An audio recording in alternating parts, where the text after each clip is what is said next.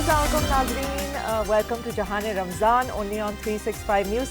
मैं हूं मंशा पाशा और मेरे साथ है मेरी प्यारी सी दोस्त इजाले सरदी। इजाले, हाउ यू? मैं बिल्कुल ठीक हूँ और आपको वालेकुम अस्सलाम हो, क्योंकि हमें वालेकुम अस्सलाम जो है वो आप लोगों की तरफ से वैसे तो कमेंट्स में और हमारे डीएम्स में आ जाता है, लेकिन बराह रास्त नहीं सुनने को मिलता। तो वालेकुम अस्सलाम, मैं बिल्कुल ठीक हूँ और आज जो है हमारा 20वां रोज़ा है। 20वां रोज़ा है। अच्छा, जब शुरुआत कर रहे थे हम जहान रमज़ान की तो हमें लग रहा था कि ये बड़ा एक लंबा सफ़र होगा, लेकिन ये जल्दी गुजर, मेरे तो नज़रिए से काफ़ी जल्दी गुजर गया, क्योंकि आधे से ज़्यादा अब हो चुका है। आपका नज़रिया मेरा नज़रिया बिल्कुल एक ही है, क्योंकि पता है हमेशा रमज़ान में मंशा यही होता है कि जब आप रोज़े के शुरू होने से पहले ही उसका वावेला जो है वो बचना शुरू हो जाता है कि रमज़ान आने वाले हैं, कपड़े भी सिलवाने हैं, ये भी करना है, सारी तैयारियाँ, और उसके बाद एक एंटी क्लाइमैक्टिक सिचुएशन चलती है एटलीस्ट फर्स्ट 10 डेज। ठीक है, क्योंकि बाजारों में भी गहमा गहमी नहीं होती, दर्जी भी जो है वो बोलते हैं नहीं हम थोड़ा रिलैक्स हैं, people are getting used to. दुकानें कुछ कम टाइम के लिए खुली होती हैं, कम टाइम के लिए, बिकॉज लोग थक जाते हैं, ऑब्वियसली आप यूज्ड टू होते हो, और जैसे जैसे आप यूज्ड टू होते जाते हो फिर वो चला जाता है रमज़ान, उसके बाद ईद आ जाती है। अच्छा, वो बंदा जितनी भी कोशिश कर ले, प्री प्लान कर ले, मुझे लगता है बहुत सारी चीज़ें आखिरी वक्त के लिए ही मुकर्रर हैं कि बस जैसे ही आखिरी वक्त पहुंचेगा तब आपको याद आएगा कि उफ़ अल्लाह ये भी लेना था, ये भी लेना था। मेरे साथ तो हर दफ़ा ऐसे ही होता है। एग्जैक्टली और मुझे ना बिल्कुल 11th आवर नहीं पसंद, ये तो मंशा को पता ही होगा। मैं बहुत प्रिपेयर्ड होती हूँ, हर चीज़ मेरे जहन में ना पूरी चीज़ें जो है नक्शा खिंच जाता है कि अब ये होगा ये होगा।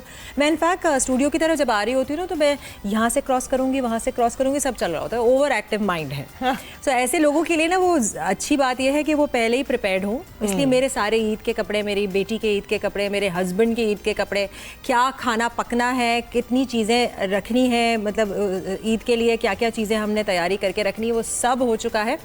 लेकिन आज का जो शो है ना, अच्छा, मुझे मैं तो 2 सेकंड के लिए जाले के मैं घबरा गई, क्योंकि मैंने कहा मैंने तो कुछ भी नहीं सोचा कि क्या ईद के दिन जो है क्या चीजें रखनी चाहिए। ये तो सब मुझे जो है ना केयरटेकर, हाँ मुझे लगता है मुझे मैनेजर बना देना चाहिए। अब मैंने बैठ के सोचना है कि कौन सी चीजें लेके रखनी भी है घर में कि ताकि मेहमान आए तो कुछ हो सर्व करने के लिए। एग्जैक्टली, वो मैं बिल्कुल happily will do it for you. अच्छा नाज़रीन, आज जो हमने टॉपिक उठाया है, क्योंकि आज इंटरनेशनल फॉरेस्ट डे है, और फॉरेस्ट डे से मुराद ये है कि ट्री प्लांटेशन डे है। आपको पता है कि हमारे प्लानट को जो है वो ट्रीज की, प्लांट्स की बहुत शिद्दत से ज़रूरत है, because trees and plants they actually give out oxygen, और ऑक्सीजन की कमी पोल्यूशन की वजह से जो है वो वाक़ई हुई है। एक वाइस प्रेसिडेंट होते थे अमेरिका के, एल गोर, उन्होंने फुल ऑन डराया था अपनी एक डॉक्यूमेंट्री निकाल के, जिसमें उन्होंने कहा था ये ओजोन लेयर में जो है 11th आवर का नाम शायद आई डोंट रिमेंबर एग्जैक्टली क्या था, बट आई रिमेंबर दैट कि पुरानी बात है, हम लोग काफ़ी छोटे थे उस वक्त, और उस वक्त जो है मुझे शदीद किस्म का डर लग गया था। एंड उस ज़माने में हम लोगों ने, मैं और मेरे साथी, मैं स्कूल में थी, कॉलेज का पहला साल था क्या था, तो हम लोग सब ने ये सोचा कि हम क्या कर सकते हैं एनवायरनमेंट के लिए, so let's become environmentalist. So environmentalist बनने के लिए मेरी 2 दोस्तें थी जिनके फादर्स जो हैं वो दोनों जो हैं वो मिनिस्ट्री में थे, मतलब पहुँचे हुए थे, उनके पास अस्र रसूख था, रिसोर्सेज थे। So we made an NGO called leaves. I think किसी को याद भी नहीं होगा, मैं ही याद रखती हूँ सारी चीज़ें। सो वो लीव्स NGO का काम यह था कि वो जगह जगह जाके प्लांटेशन करते थे, लाइक प्लांट्स लगाते थे, लेकिन हमें इतना अंदाज़ा नहीं था कि कौन से प्लांट्स किस टाइम कहाँ लगने चाहिए। ये भी एक बड़ी साइंस है, इट्स एन एक्चुअल साइंस। सो अभी वो भी हैं, यूट्यूबर हैं मिस्टर बीस्ट के नाम से, उन्होंने पता नहीं कितने ट्रीज प्लांट किए हैं। You have to follow this guy is amazing. I think इतनी तो कंट्रीज की आर्मीज नहीं होंगी जितना इनको फॉलो किया जाता है यूट्यूब पे। He is one of the most followed, not one of the most, he is the most followed person on YouTube, and rightfully so. So he is contributed a lot to the environment. हमारी जो environment बेहतर हुई है, oxygen की कमी जो है उसने बहुत पूरी की है दरख्त लगा लगा के। लेकिन हमारे सेट पे ना जो खाने की कमी हमारे लिए पूरी करती है, वो है, I am sorry randomly connect करना पड़ता है, जाले यहाँ से यहाँ तक जाले को मैं कोई बात करूँ, दूसरी बात उससे कनेक्टेड होनी चाहिए, जोड़ देते हैं ना। हाँ, जोड़नी है, कहीं ना कहीं से जोड़नी है। लेकिन अभी हम जाएंगे सोबिया की तरफ जो किचन में अभी मौजूद है, और जरा बताएं सोबिया आज आप क्या बना रही है हमारे लिए। अच्छा, आज जो है हम बना रहे हैं बेक बुफेलो विंग्स। इसमें विंग्स की कोई कोटिंग नहीं होगी, ना मैदा, ना कॉर्नफ्लावर, ना कोई आटा, नथिंग। बहुत हेल्दी वर्जन होगा। हमने जो है स्किन विंग्स ले लिए, उसके ऊपर मैं मैरिनेशन करूँगी गार्लिक पाउडर की, ब्लैक पेपर की, सॉल्ट की और बेकिंग पाउडर की। बेकिंग पाउडर से वो एक क्रिस्प आएगा, इसको हम अच्छे से मिक्स करेंगे ऑलिव ऑयल में और फिर हम इसको बेक कर लेंगे for 30 to 35 minutes, may be for 40 minutes. हम चेक करेंगे, इसको फ्लिप करेंगे एवरी 20 मिनट्स। उसके बाद हम बनाएंगे बुफेलो सॉस, जो बहुत इजी है और बहुत बटरी भी होती है थोड़ी सी।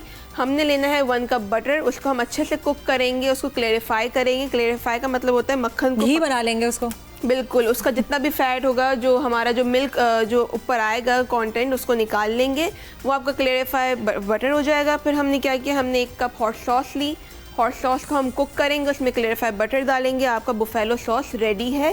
फिर हम इसको अपने क्रिस्पी बेक विंग्स में टॉस करेंगे और सेसमी सीड और ग्रीन अनियन से इसको गार्निश करेंगे। दैट इज अमेजिंग, क्या ज़बरदस्त। अच्छा, बफेलो विंग से मुझे एक किस्सा याद आ रहा है। हम लोग एक रेस्टोरेंट होता था, कॉपर केटल, एक पुराना रेस्टोरेंट था, ठीक है।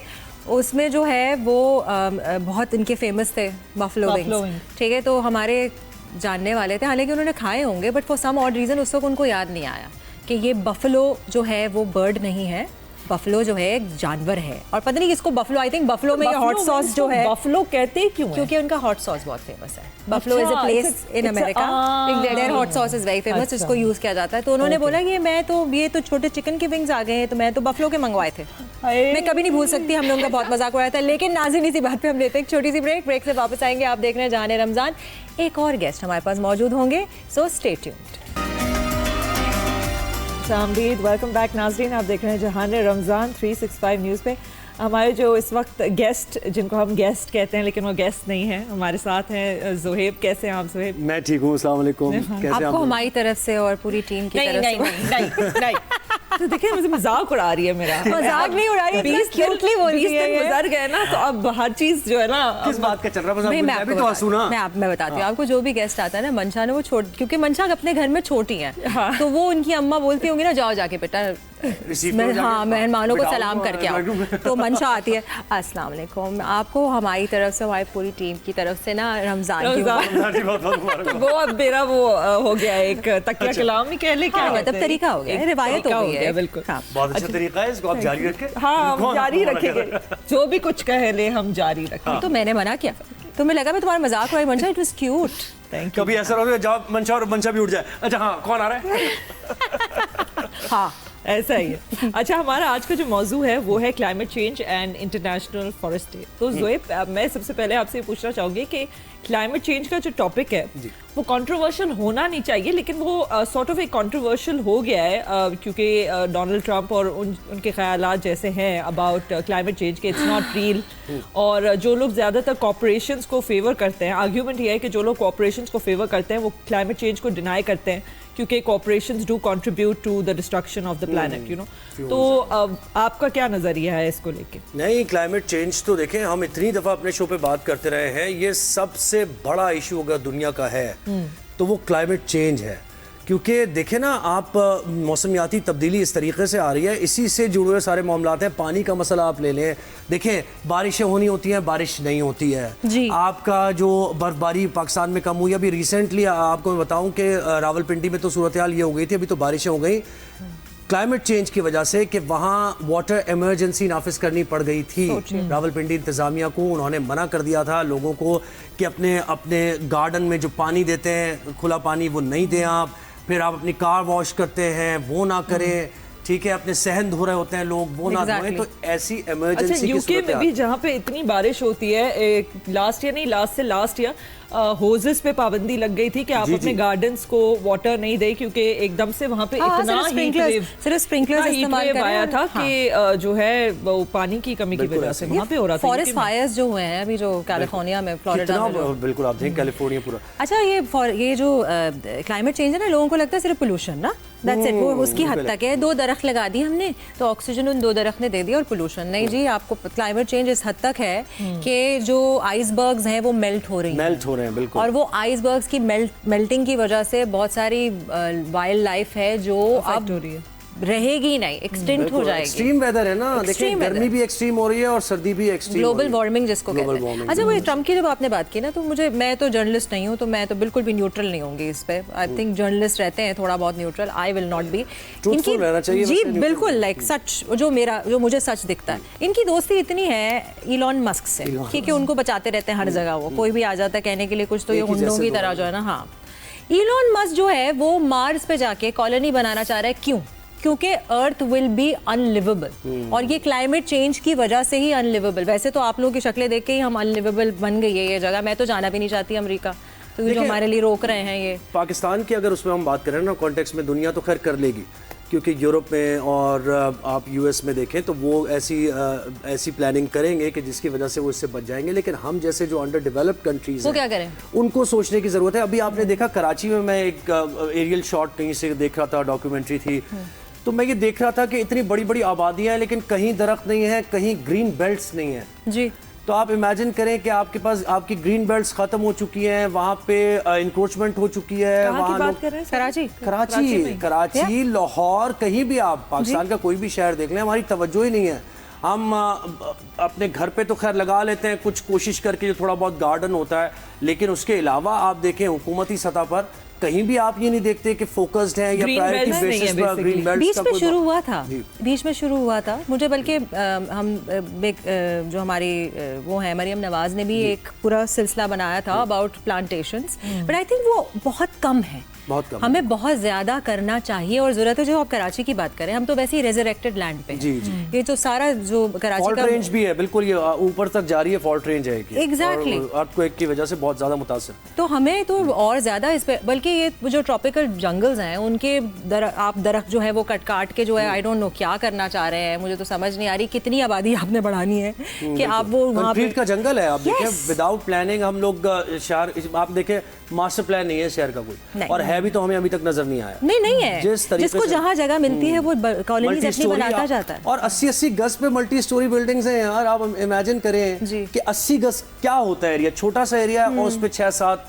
मंजिला बिल्डिंग है। अब उसका सीवेज का सिस्टम क्या होगा, नहीं है ना। वहाँ पर कोई दरख्त का तस्वुर भी नहीं कर सकता, वहाँ गमले, यानी क्या मतलब। अच्छा, बट एक ये तो हम एक उस पे एक फेडरल लेवल पे या प्रोविंशियल लेवल पे बात करें, पर्सनल लेवल पे शख्स क्या, हम एज ह्यूमन बींग्स हम क्या कर सकते हैं? क्योंकि ये बहुत सारे लोग ये कहते हैं कि चलें ठीक है, अगर आपने कुछ अपनी तरफ से रिसाइकलिंग कर ली, लेकिन इसका कोई इतना बड़ा इम्पैक्ट हो नहीं सकता जब तक एज अ नेशन आप कोई चेंजेस नहीं लाए। क्या ये ऐसा ही है? नहीं, देखें ऐसा है कि पर्सनल लेवल पे आप अपने घर के बाहर अगर आपको जगह मिल रही है, थोड़ी सी क्यारी बना लें आप, थोड़ी ग्रीनरी हो जाए, अच्छा देखने में भी जरा सूदिंग लगता है। Yes। बिल्कुल ऐसा तो है। लोगों को मैंने ये देखा है कि इतने बड़े बड़े सहन हैं और वो सीमेंटेड कर दिए उन्होंने।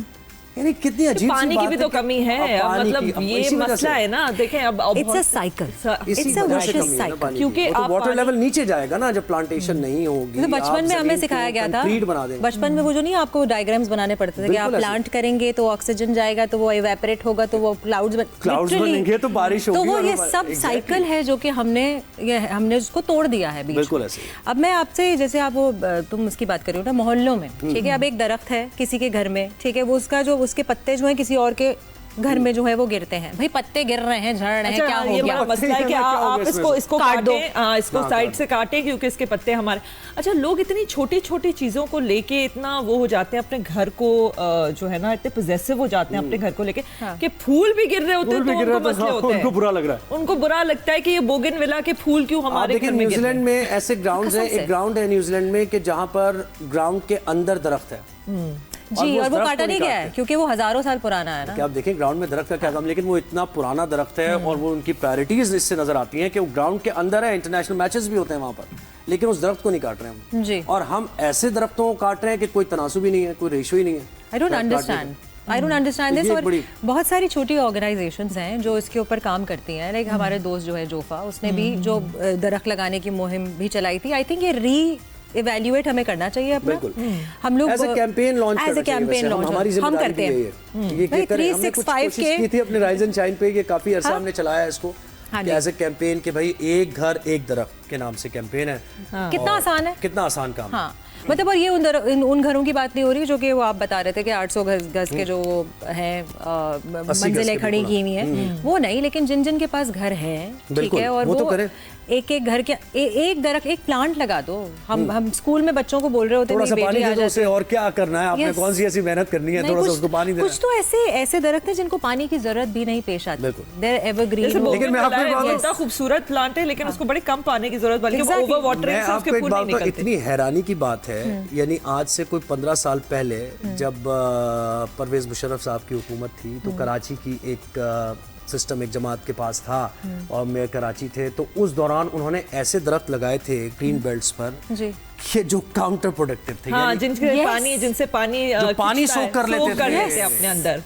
तो वो दरख्त लगे थे और मतलब इतनी बड़ी तादाद में वो लगे थे कि और अभी भी लगे हुए हैं वो। गुलशन हर जगह और लगे हुए हैं वो। अब खैर कोशिश की जा रही है कि उनको काटा जाए क्योंकि वो एक्चुअली तो अब आप देख लें कि रिसर्च एंड डेवलपमेंट और ये सारी चीजें क्या हमारी तो ये ये सारी science है बात ना। है ना कि ये भी एक साइंस है actually. Horticulture is Of course it is. Horticulture is the right Yes, it is the right term it for is science, और इसको भी समझना इतना जरूरी है कि आप अपने शहर में कौन से प्लांट्स लगा रहे हैं।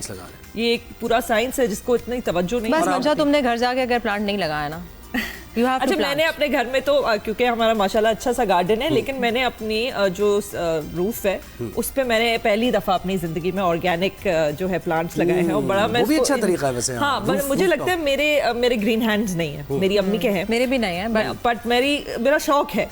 तो मैंने वो पहली दफा लगाया, तो मैंने मिर्चियाँ भी लगाई हैं, लेटस भी लगाया, मतलब सारे सब्जियां। बड़ी खुशी होती है व्हेन यू आर ग्रोइंग। तो आप देखिए जापान वगैरह में कहाँ है एग्रीकल्चर लैंड, तो है नहीं वहाँ पे, तो वो कैसे अपनी जो सारी जरूरियात पूरी कर रहे हैं, वो कैसे ऐसे ही कर रहे हैं। वो बड़ी बड़ी बिल्डिंग्स पे उन्होंने रूफ पे सारा ये काम किया। एक्चुअली ये भी चीज है कि आपको जहाँ प्लांट्स वो वाली चीजें कि आप एक पॉट के अंदर आप ग्रो कर सकते हैं। बिल्कुल ऐसे ही। आप कोई भी जगह हो जहाँ पे धूप आ रही है आप वहाँ पे कर सकते हैं। सिर्फ शौक की बात होती है और बाहर शौक भी, और इट्स अ नीड मंशा। It's अब also तो a need, yes. ये डिजायर नहीं है, ये आपका वांट नहीं है, this is a need. We need to do this, and I think अब हम जो वेस्ट को देखते आए हैं ना, उनकी पैरवी करते आए हैं बहुत सालों से, यहाँ भी थोड़ी सी प्रोपेगेंडा जो प्रोपेगेंडा चला है, आई थिंक वो हमें ईस्ट की तरफ जाना चाहिए, फार ईस्ट की तरफ, बिकॉज जितना एडवांस जापानीज एंड चाइनीज हैं in this, no one is, we have to follow और देम। हमारे पास सारे मौसम है, आप देखें ना कि जिस जगह पे हम हैं, कितने हम माला माल हैं कुदरती। अगर आपने पाकिस्तान घूमा हो, अगर आप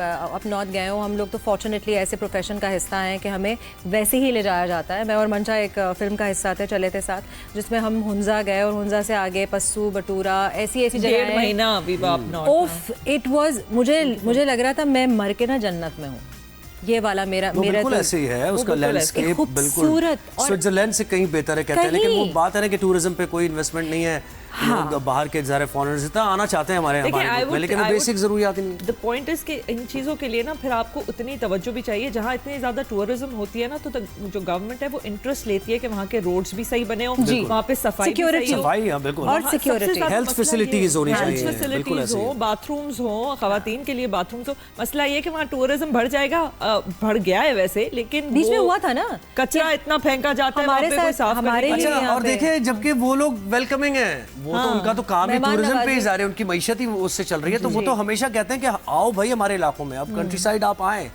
इसके बावजूद हमारी तरजीहात आप देखें, और दुनिया ने टूरिज्म से ही कमाया है। पूरा यूरोप आप देखिए, थाईलैंड, ज्यादातर ममालिक टूरिज्म से उनका सारा पूरा जनरेट हो रहा है, जितना भी revenue है। हमारा इतना नेगेटिव इमेज जो है वो दुनिया भर में छाया हुआ था because of various reasons, Law and order situation। Law and order, security concern, you name it. उसके बाद वेस्टर्न प्रोपेगेंडा, बिल्कुल ये भी है। I have to hand it to them, you know, उनका जो मीडिया है वो अजीब किस्म के हमारा इमेज बना के पेश करता है। उनाइशा एक आई थी, उन्होंने ऐसा सॉफ्ट इमेज हमारा बनाया, अच्छा। जो न्यूयॉर्क से खातून जो आई थी, अच्छा, तो उनके जिनको vlogs वगैरह $2000 उन्होंने- अरे, Vlogs नहीं, वो जो आपको पता होगा ना, न्यूज में इतना चर्चा चला था, वो जो आ गई थी यहाँ पे, I am Pakistani oh, now, अच्छा, ओह, dude, अच्छा, I अच्छा। want 2000। शबाना, शबाना की बोर्ड, शबाना की बोर्ड जो थी, उन एक खातून की वजह से। तो मैं, मेरे कहने का, इस स्टोरी का बताने का मकसद ये है कि इट्स वेरी इजी, ये बहुत आसान है करना। सॉफ्ट इमेज बनाना, दरख्त लगाना, ये सारी जो हमने बहुत सारी चीज़ों के लपेट में लेके जो गुफ्तगू की है, ये सब बहुत आसान है। और आप ना लाहौर वाले जो प्लांट्स हैं वो कराची में शायद नहीं लग सकते, जो हुंजा में होता है वो शायद इस्लामाबाद में नहीं हो सकते। डिफरेंट क्लाइमेट्स के लिए डिफरेंट चीज़ें हैं, जिसके ऊपर हम मज़ीद बात करेंगे। I think horticulture is coming to our show and we will have a, you know, बहुत बात करने की जरूरत है। टॉपिक के कौन से प्लांट्स, कौन सी देखिए एरिया प्लांट्स के साथ साथ, और वो जो टूरिज्म की हम बात कर रहे थे, वहाँ यानी रूल्स बाकायदा कवानीन ऐसे बने हुए हैं कि आप जो बाहर की एलिवेशन है घर की वो पुरानी ही रहेगी, वो जो उस एज की उस दौर की रहेगी। अंदर बाहर से आप चाहे कितना ही अंदर से स्टेट ऑफ द आर्ट बना लें घर, लेकिन बाहर की तो मतलब अच्छा, पहले ज़माने में होता पता था है कि लोग सहन का पूरी दुनिया concept आती है वहाँ पे होता था। देखने के लिए, हालांकि एक जैसा लगता है। जी। आप देखें, आप जर्मनी चले जाएं वो भी सेम है, आप स्पेन चले जाएं वो भी सेम है, इटली चले जाएं वो भी आर्किटेक्चर सेम है, लेकिन सब वहीं दुनिया भाग रही है वहाँ उस तरफ, और हमारे पास जो कि नेचुरल सारी चीज़ें मौजूद हैं और वहाँ हम नहीं। लेकिन मैं कह रही थी पहले जो हमारे घर होते थे उनमें सहन का भी एक कॉन्सेप्ट होता था। अब अभी भी आप देखें तो जो नए वाले घर हैं, पुराने वाले घर हैं, उनमें अभी भी एक बड़ी बाहर की स्पेस होती है। नए वाले घरों में इट्स लाइक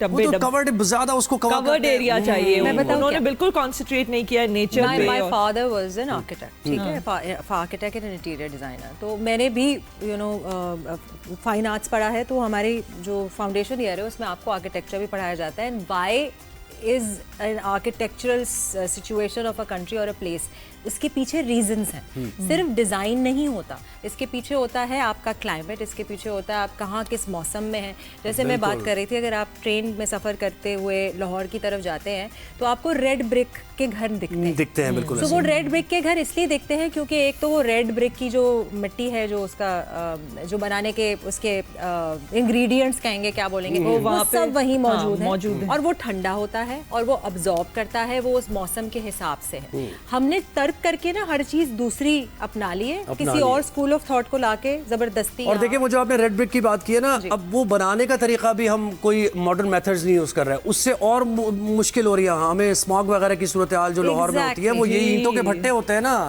वो ईंटें बन रही होती है वहाँ पे और वो पूरा इंडस्ट्रीज, और कितनी तो हद उसका तक तरीका भी हमने चेंज लोग किया जो ना। है वो इतनी हद तक जो है मुतासिर हैं इससे, इतने अफेक्टेड हैं इससे जो स्मॉग होता है। मैं इन बातों से बहुत अफेक्ट हो रही हूँ, तो मैं चाह रही हूँ कि हम एक छोटी सी ब्रेक लें। Thank you so much for joining us. अच्छा, हमारे पास जो है वो हॉर्टिकल्चर्स की बात हो रही थी, तो तौफीक पाशा साहब हमारे साथ मौजूद होंगे आफ्टर दिस शॉर्ट ब्रेक। तो कहीं मत जाएगा, आप देख रहे हैं जहाने रमजान। वेलकम बैक नाज़रीन, आप देख रहे हैं जहाने रमज़ान ओनली ऑन 365 न्यूज़। इस वक्त हम बात करेंगे तौफीक पाशा साहब के साथ, जो एक हॉर्टिकल्चरिस्ट हैं, क्योंकि आज का जो हमारा मौजू है वो क्लाइमेट चेंज, मौसमी तब्दीली के हवाले से हम उनसे बात करेंगे। अस्सलाम वालेकुम। वालेकुम अस्सलाम। कैसे हैं आप? अस्सलाम वालेकुम, कैसे हैं आप? वालेकुम सलाम, शुक्र अल्लाह का, ऑल गुड। अच्छा जी, अभी आप अपने ही फार्म हाउस में बैठे हुए हैं? नहीं, मैं बड़ा घूमता फिरता आदमी हूँ, तो मैंने मैंने एक प्रोमो लगाया हुआ है ताकि जो अगली स्पेसेस हों वो ना नजर आऊँ। फार्म पर होता हूँ तो you will be able to see the farm. Is that not real जो आपके पीछे है अभी plant? It's a picture of a plant. This is growing at the farm. Oh, okay. And I love this plant, so I took a picture and used that as a promo for this. अच्छा, चले तो मुझे ये बताइए कि मैं तो आपको आप मुझे शायद पहचान नहीं रहे हैं, मैं कौन हूँ?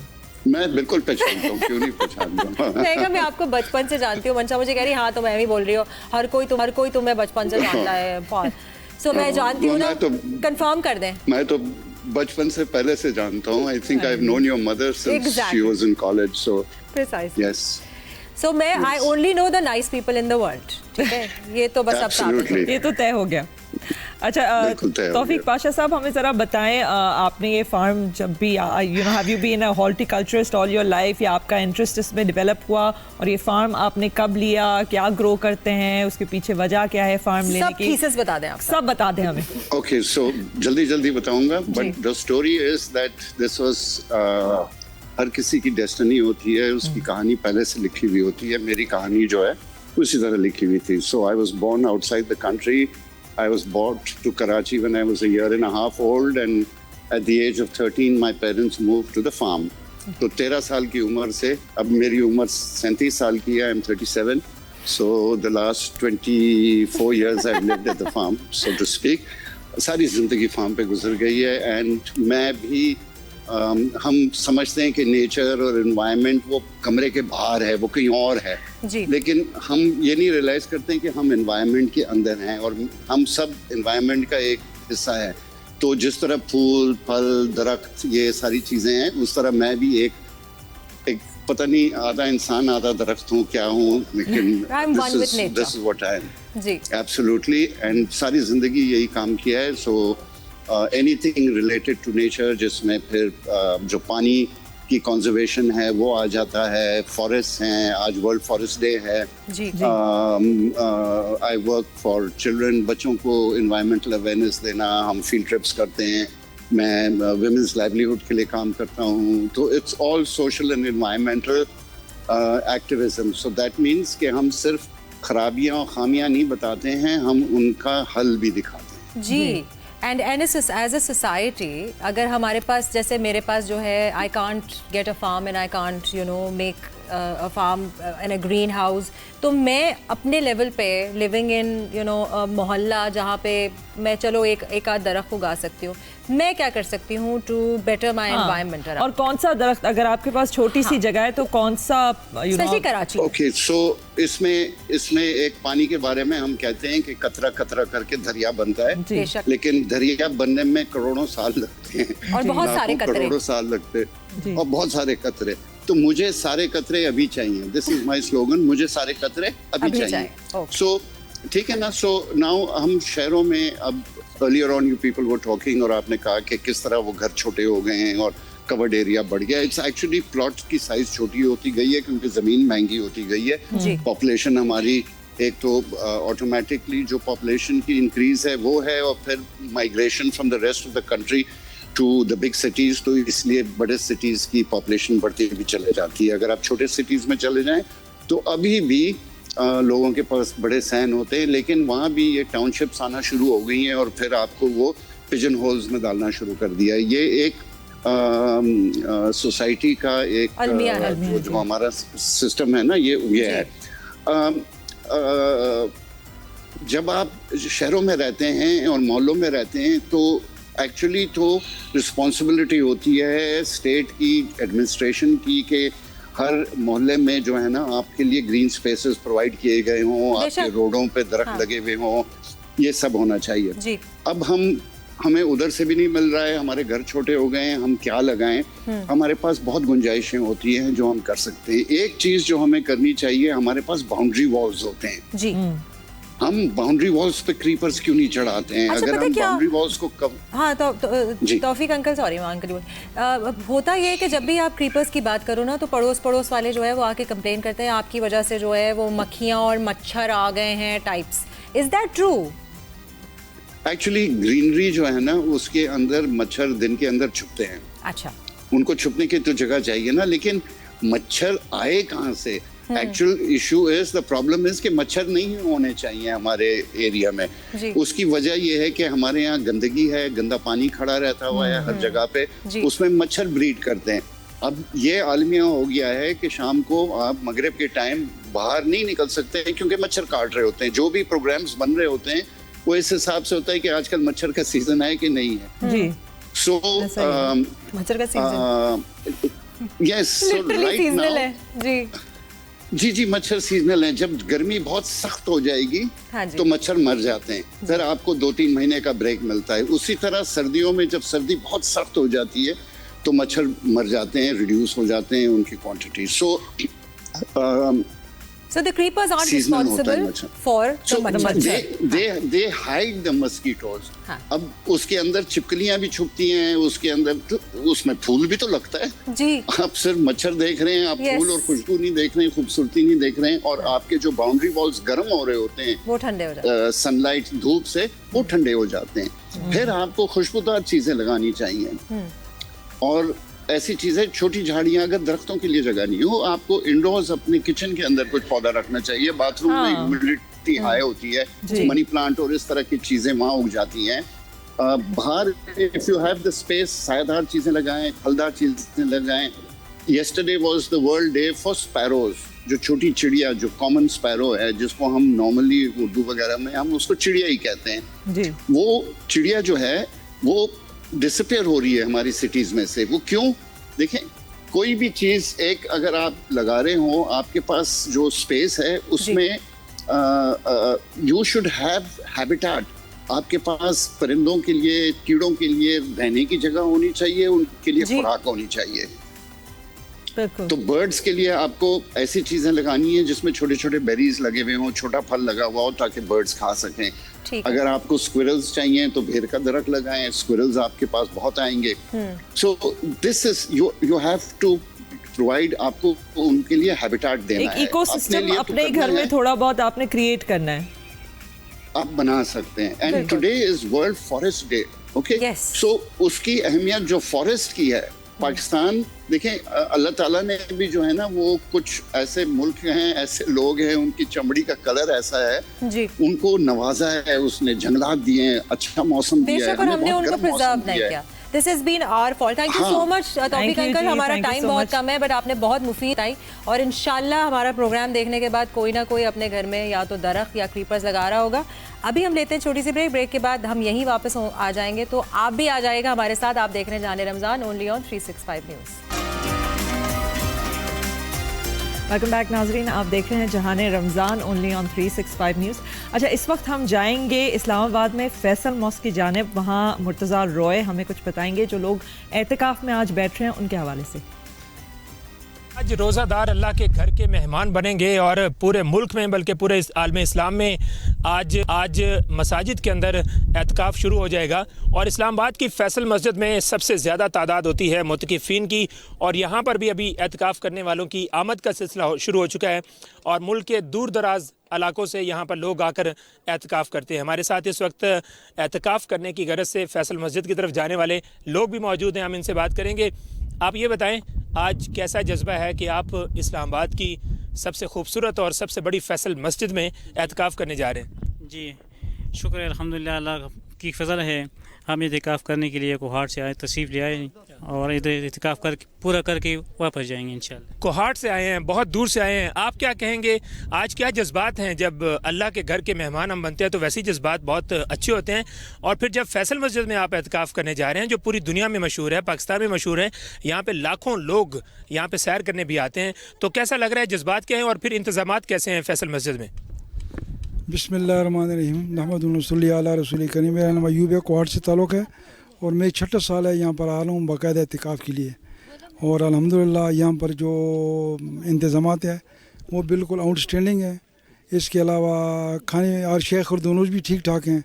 और इसके अलावा जो बड़ी बात है, यहाँ पर बयानात जो होते हैं ना, सुबह तकरीबन 10 से लेकर असर की नमाज तक बाकायदा बयानात होते हैं। इस्लामिक इंटरनेशनल यूनिवर्सिटी के आते हैं, जो आलिम होते हैं, मुफ्ती साहब और दीगर जो है ना, जिन्होंने PhD वगैरह की है हदीस वगैरह में, वो आते हैं और हमें पढ़ाते हैं बाकायदा।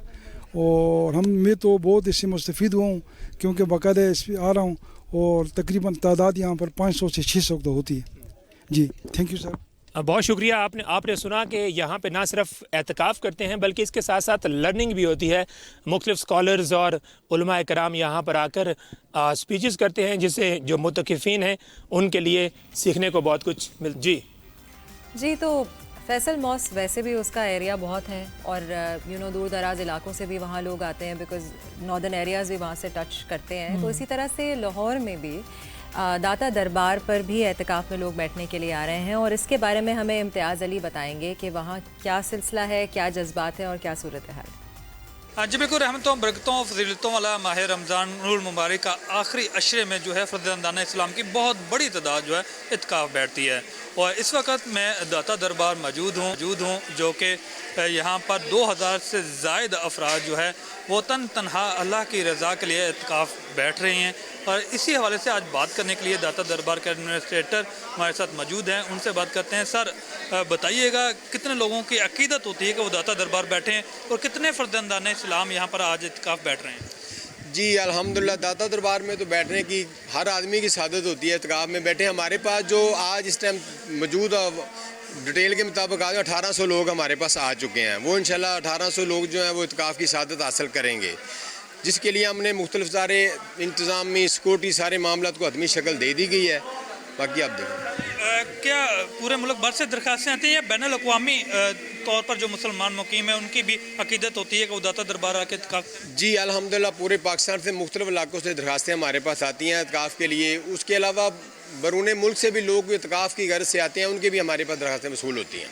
बिल्कुल आपने बात सुनी एडमिनिस्ट्रेटर दाता दरबार की, और उनका ये कहना था कि ना सिर्फ पाकिस्तान बल्कि बैरून मुल्क से भी जो दरख्वास्तें आती है कि वो अकीदत के तौर पर दाता दरबार पर इत्काफ बैठे हैं, और यहाँ पर जो सिक्योरिटी के इंतजाम हैं उसको हातमी शक्ल दे दी गई है, फुल प्रूफ सिक्योरिटी यहाँ पर लगा दी गई है, और जितने भी इत्काफ बैठने वाले लोग आ रहे हैं उनको जामिया चेकिंग के बाद कैबिन में दाखिले की इजाज़त दी जा रही है। और आपको बताता चलूँ कि यहाँ पर सहर और अफ्तार का इंतज़ाम भी दाता दरबार की एडमिनिस्ट्रेटर करेगी। जी थैंक यू सो मच इम्तियाज़। शुक्रिया। अच्छा, जैसे कि नाज़रीन आपको पता है आज जो है वर्ल्ड इंटरनेशनल फॉरेस्ट डे है, और हम बात कर रहे हैं फॉरेस्टेशन के हवाले से, क्लाइमेट चेंज के हवाले से। हमारे पास इस वक्त स्टूडियो में मौजूद हैं मुस्लिम रज़ा सैयद। अस्सलाम वालेकुम जी। आप हॉर्टिकल्चरिस्ट भी हैं और इन्वायरमेंटलिस्ट भी हैं जी। अच्छा, सबसे पहले तो ये जो पौधे आप लेकर आए हैं हमारे स्टूडियो में, इसके हवाले से हमें कुछ बताइए। देखें, मैं तो गुज़िश्ता तकरीबन समझ लें 20-25 ईयर्स से इस पे काम कर रहा हूँ, और मेरा फोकस जो है वो ग्रास रूट लेवल पर होता है कि जो बच्चों को हम ग्रूम करते हैं जब, तो वो ही सस्टेनेबल होते हैं। अगर हम जैसे आज हमारी नेशन जो है उसमें आपने देखा होगा तकरीबन 10-15 सालों में से लोगों को थोड़ी सी अवेयरनेस क्रिएट हुई है। उससे पहले लोगों को पता ही नहीं था कि what is global warming, what is climate change, और इसका क्या इम्पैक्ट हम पर आ सकता है, और इससे कितने बड़े बड़े डिजास्टर्स हैं जो इससे जन्म ले सकते हैं जी। तो पाकिस्तान में कुछ दरख्त ऐसे लगे जो मैंने खुद खड़े होकर उसकी मुखालफत की, लेकिन उस वक्त उनको नज़रअंदाज किया गया, जो पॉलिटिकल के कुछ मोटिव्स थे उसके पीछे। और क्योंकि हम जिस मुल्क में भी रहते हैं ना, अल्लाह ताला का निज़ाम है कि आपको उस वहाँ पे नेटिव ट्रीज को प्रमोट करना चाहिए, क्योंकि वो इसी वजह से वहाँ पे उग रहे हैं, फल रहे फूल रहे हैं, क्योंकि उनकी सारी ज़रूरियात पूरी हो रही हैं, और वो इन टर्न नेचर के लिए भी सूटेबल है। जो कायनात में जो सबसे खूबसूरत चीज़ है ना, वो है बैलेंस, तवाज़ुन जी। ठीक है ना, किसी भी जगह पर किसी भी शोबे में आप तवाज़ुन आपको बरकरार रखेंगे तो आप समझेंगे आपको बड़े ऑप्टिमल रिजल्ट्स मिलेंगे वहाँ पर। तो पाकिस्तान में एक अनफॉर्चुनेटली मैं हमेशा कहता हूँ ये बात कि इसका एक फिनोमिना है कि every country must be having at least 25% of forest, 25% जंगलात होने। और आज हमारी बड़ा दुख से कह सकते हैं हम ये बात, ये मैं कहता हूँ कि हमारे मुल्क में जो है इस वक्त सिर्फ 2.5% फॉरेस्ट रह गया है। देखें, हिंदुस्तान और पाकिस्तान एक ही वक्त में आज़ाद हुए थे, ठीक है ना, ठीक है, वो मुल्क ऐसा है जो हमारी उनसे एक राइवलिटी है, सब कुछ है, लेकिन एक अच्छी बात ये रही कि वहाँ पर उन्होंने अपने फॉरेस्ट पर बड़ा काम किया वहाँ पर उन्होंने। और आप ये देखें कि उन्होंने वाइल्ड लाइफ पे बड़ा काम किया। सलमान खान वाला ने एक दफ़ा ब्लैक बक मार दिया तो आज तक फंसे हैं उसी चक्कर में। तो उन्होंने उसको सस्टेन किया। आज वो उनके पास 22% फॉरेस्ट मौजूद है। अमेरिका हैज़ गॉट, मैं जाता रहता हूँ अमेरिका वगैरह मुल्कों में, तो वहाँ पर दे हैव गॉट 33% फॉरेस्ट। ज़्यादा है, बहुत ज़्यादा है ना। 33% उन्होंने रखा हुआ, वो तो उस क्राइटेरिया से भी ऊपर हैं, 25% से भी। अब क्या है कि हम आज देखें एक बहुत बड़ा डिजास्टर जिसको हम फेस कर रहे हैं, वो ये है कि वो है फूड क्राइसिस। क्यों आज हमारा इसकी जो थीम जो है ना, वर्ल्ड फॉरेस्ट डे की जो थीम है वो भी यही है कि फॉरेस्ट एंड फूड, क्योंकि ये इंटरकनेक्टेड है दोनों चीज़ें, ठीक है ना। तो अब अगर हमारे पास फॉरेस्ट नहीं रहेगा तो मुझे सबसे पहले उसका जो इम्पैक्ट आएगा वो हमारी एग्रीकल्चर पे आएगा। Pakistan basic is agro based country, ठीक है ना। हमारे पास मतलब हम आज एक और मैं आज बात बताऊँ बड़ी इंटरेस्टिंग है कि देखिए, हम जब क्लाइमेट चेंज की बात करते हैं, ग्लोबल वार्मिंग की बात करते हैं, इस किस्म के डिजास्टर्स की बात करते हैं, तो पाकिस्तान का कंट्रीब्यूशन जो है ना, कार्बन का इमिशन जो है ना पाकिस्तान का, वो 1% है सिर्फ। Carbon footprint exactly. लेकिन चक्कर पता है क्या है? पता है ये है कि हम ये सारा जो तरक्की याफ्ता मुल्क जो हैं उन्होंने ये सब क्रिएट किया, इंडस्ट्रियलाइजेशन की और ये किया वो किया, लेकिन मसला ये है कि जब भी हम इसके डिज़ास्टर की बात करते हैं ना, तो मैं हमेशा एक शेर पढ़ता हूँ, बरसात का बादल तो दीवाना है क्या जाने, किस राह से बचना है, किस छत को भिगोना है। तो जब कोई क्लैमिटी आती है ना, तो ये नहीं देखती कि आप you are very environment friendly and you are against environment. तो जब आएगी तो आप दोनों को तबाह करेगी। तो पाकिस्तान चूँकि उस मुल्क, हम गरीब मुल्क हैं बेसिकली, रिसोर्सेज हमारे पास कम है, लेकिन क्या है कि ये ऐसा हाई टाइम कि जहाँ पे हमें बच्चों को ये बताना है। देखिए, आपने देखा होगा कि आपके बहुत से लोग अब्रॉड रहते होंगे, जब वहाँ से बच्चे आते हैं तो मेरे पास भी आते हैं बच्चे, तो मेरे उसमें नवासे भी होते हैं, कुछ मेरे भांजे भी होते हैं, छोटे बच्चे भी होते हैं। तो जब मेरी when I take them around, तो वो उनके अगर वो च्युइंगम भी खा रहे हैं तो उनकी च्युइंगम के हाथ में होती है और वो मुझसे कहते हैं कि नाना where we should throw this chewing gum, we can't find any little box dustbin. तो ये जो ग्रूमिंग हुई ना, ये उनकी ग्रास रूट लेवल से हुई है। उनको पता लग गया। आज हमारी नेशन जो है, आप ये देखें कि हम तो एक तरीके से डीजेनरेट हो चुके हैं। मैं समझता हूँ कि हमें इन तमाम वैल्यूज़ का पता ही नहीं है, और ये वैल्यूज़ उसी वक्त आपको मिलती हैं जब आपकी तरबियत, तालीम के साथ तरबियत भी आपकी शामिल। अच्छा, मुझे आपसे सवाल ये पूछना था, आपको मैं क्या कहूँ, रज़ा साहब, मुस्लिम कहते हैं, रज़ा कहते हैं, कुछ भी कहते हैं। जी, मुस्लिम रज़ा साहब, आपका एक प्रोग्राम है अडॉप्ट अ ट्री प्रोग्राम। हाँ। तो इस हवाले से आप मुझे बताइएगा कि ये बच्चों के लिए ही है? बिल्कुल। हाँ। देखें, मेरे बहुत से प्रोग्राम्स हैं, थोड़ा सा मैं आपको उसका भी तो बताऊंगा। हाँ। देखें, अडॉप्ट अ ट्री का जो प्रोग्राम है वो बड़ा सिंपल प्रोग्राम है। देखें, जब कोई दरख्त, पाकिस्तान चूँकि 2.5 पे बैठा हुआ है इस वक्त, और हमें इसको इनहेंस करना है, हमें फॉरेस्ट कवर को हर हालत में बढ़ाना है, वरना हम लोग मारे जाएंगे, यकीन करें आप। सही बात है, ठीक है ना। तो अब उसका क्या है कि मैं बहुत से स्कूल्स में प्रोग्राम्स करता हूँ। I organise a green force school के लेवल के ऊपर, वो हैप्पी होम ग्रीन फोर्स कहलाती है, वो स्कूल ने किया हुआ है। अच्छा, देखें, उसमें ये होता है कि मैं कहता हूँ आप अपने घर में रहती हैं ना जी, सबसे बड़ी लोग मुझे कहते हैं कि we are living in an apartment. अब अपार्टमेंट में we don't find any ground place where we should grow tree.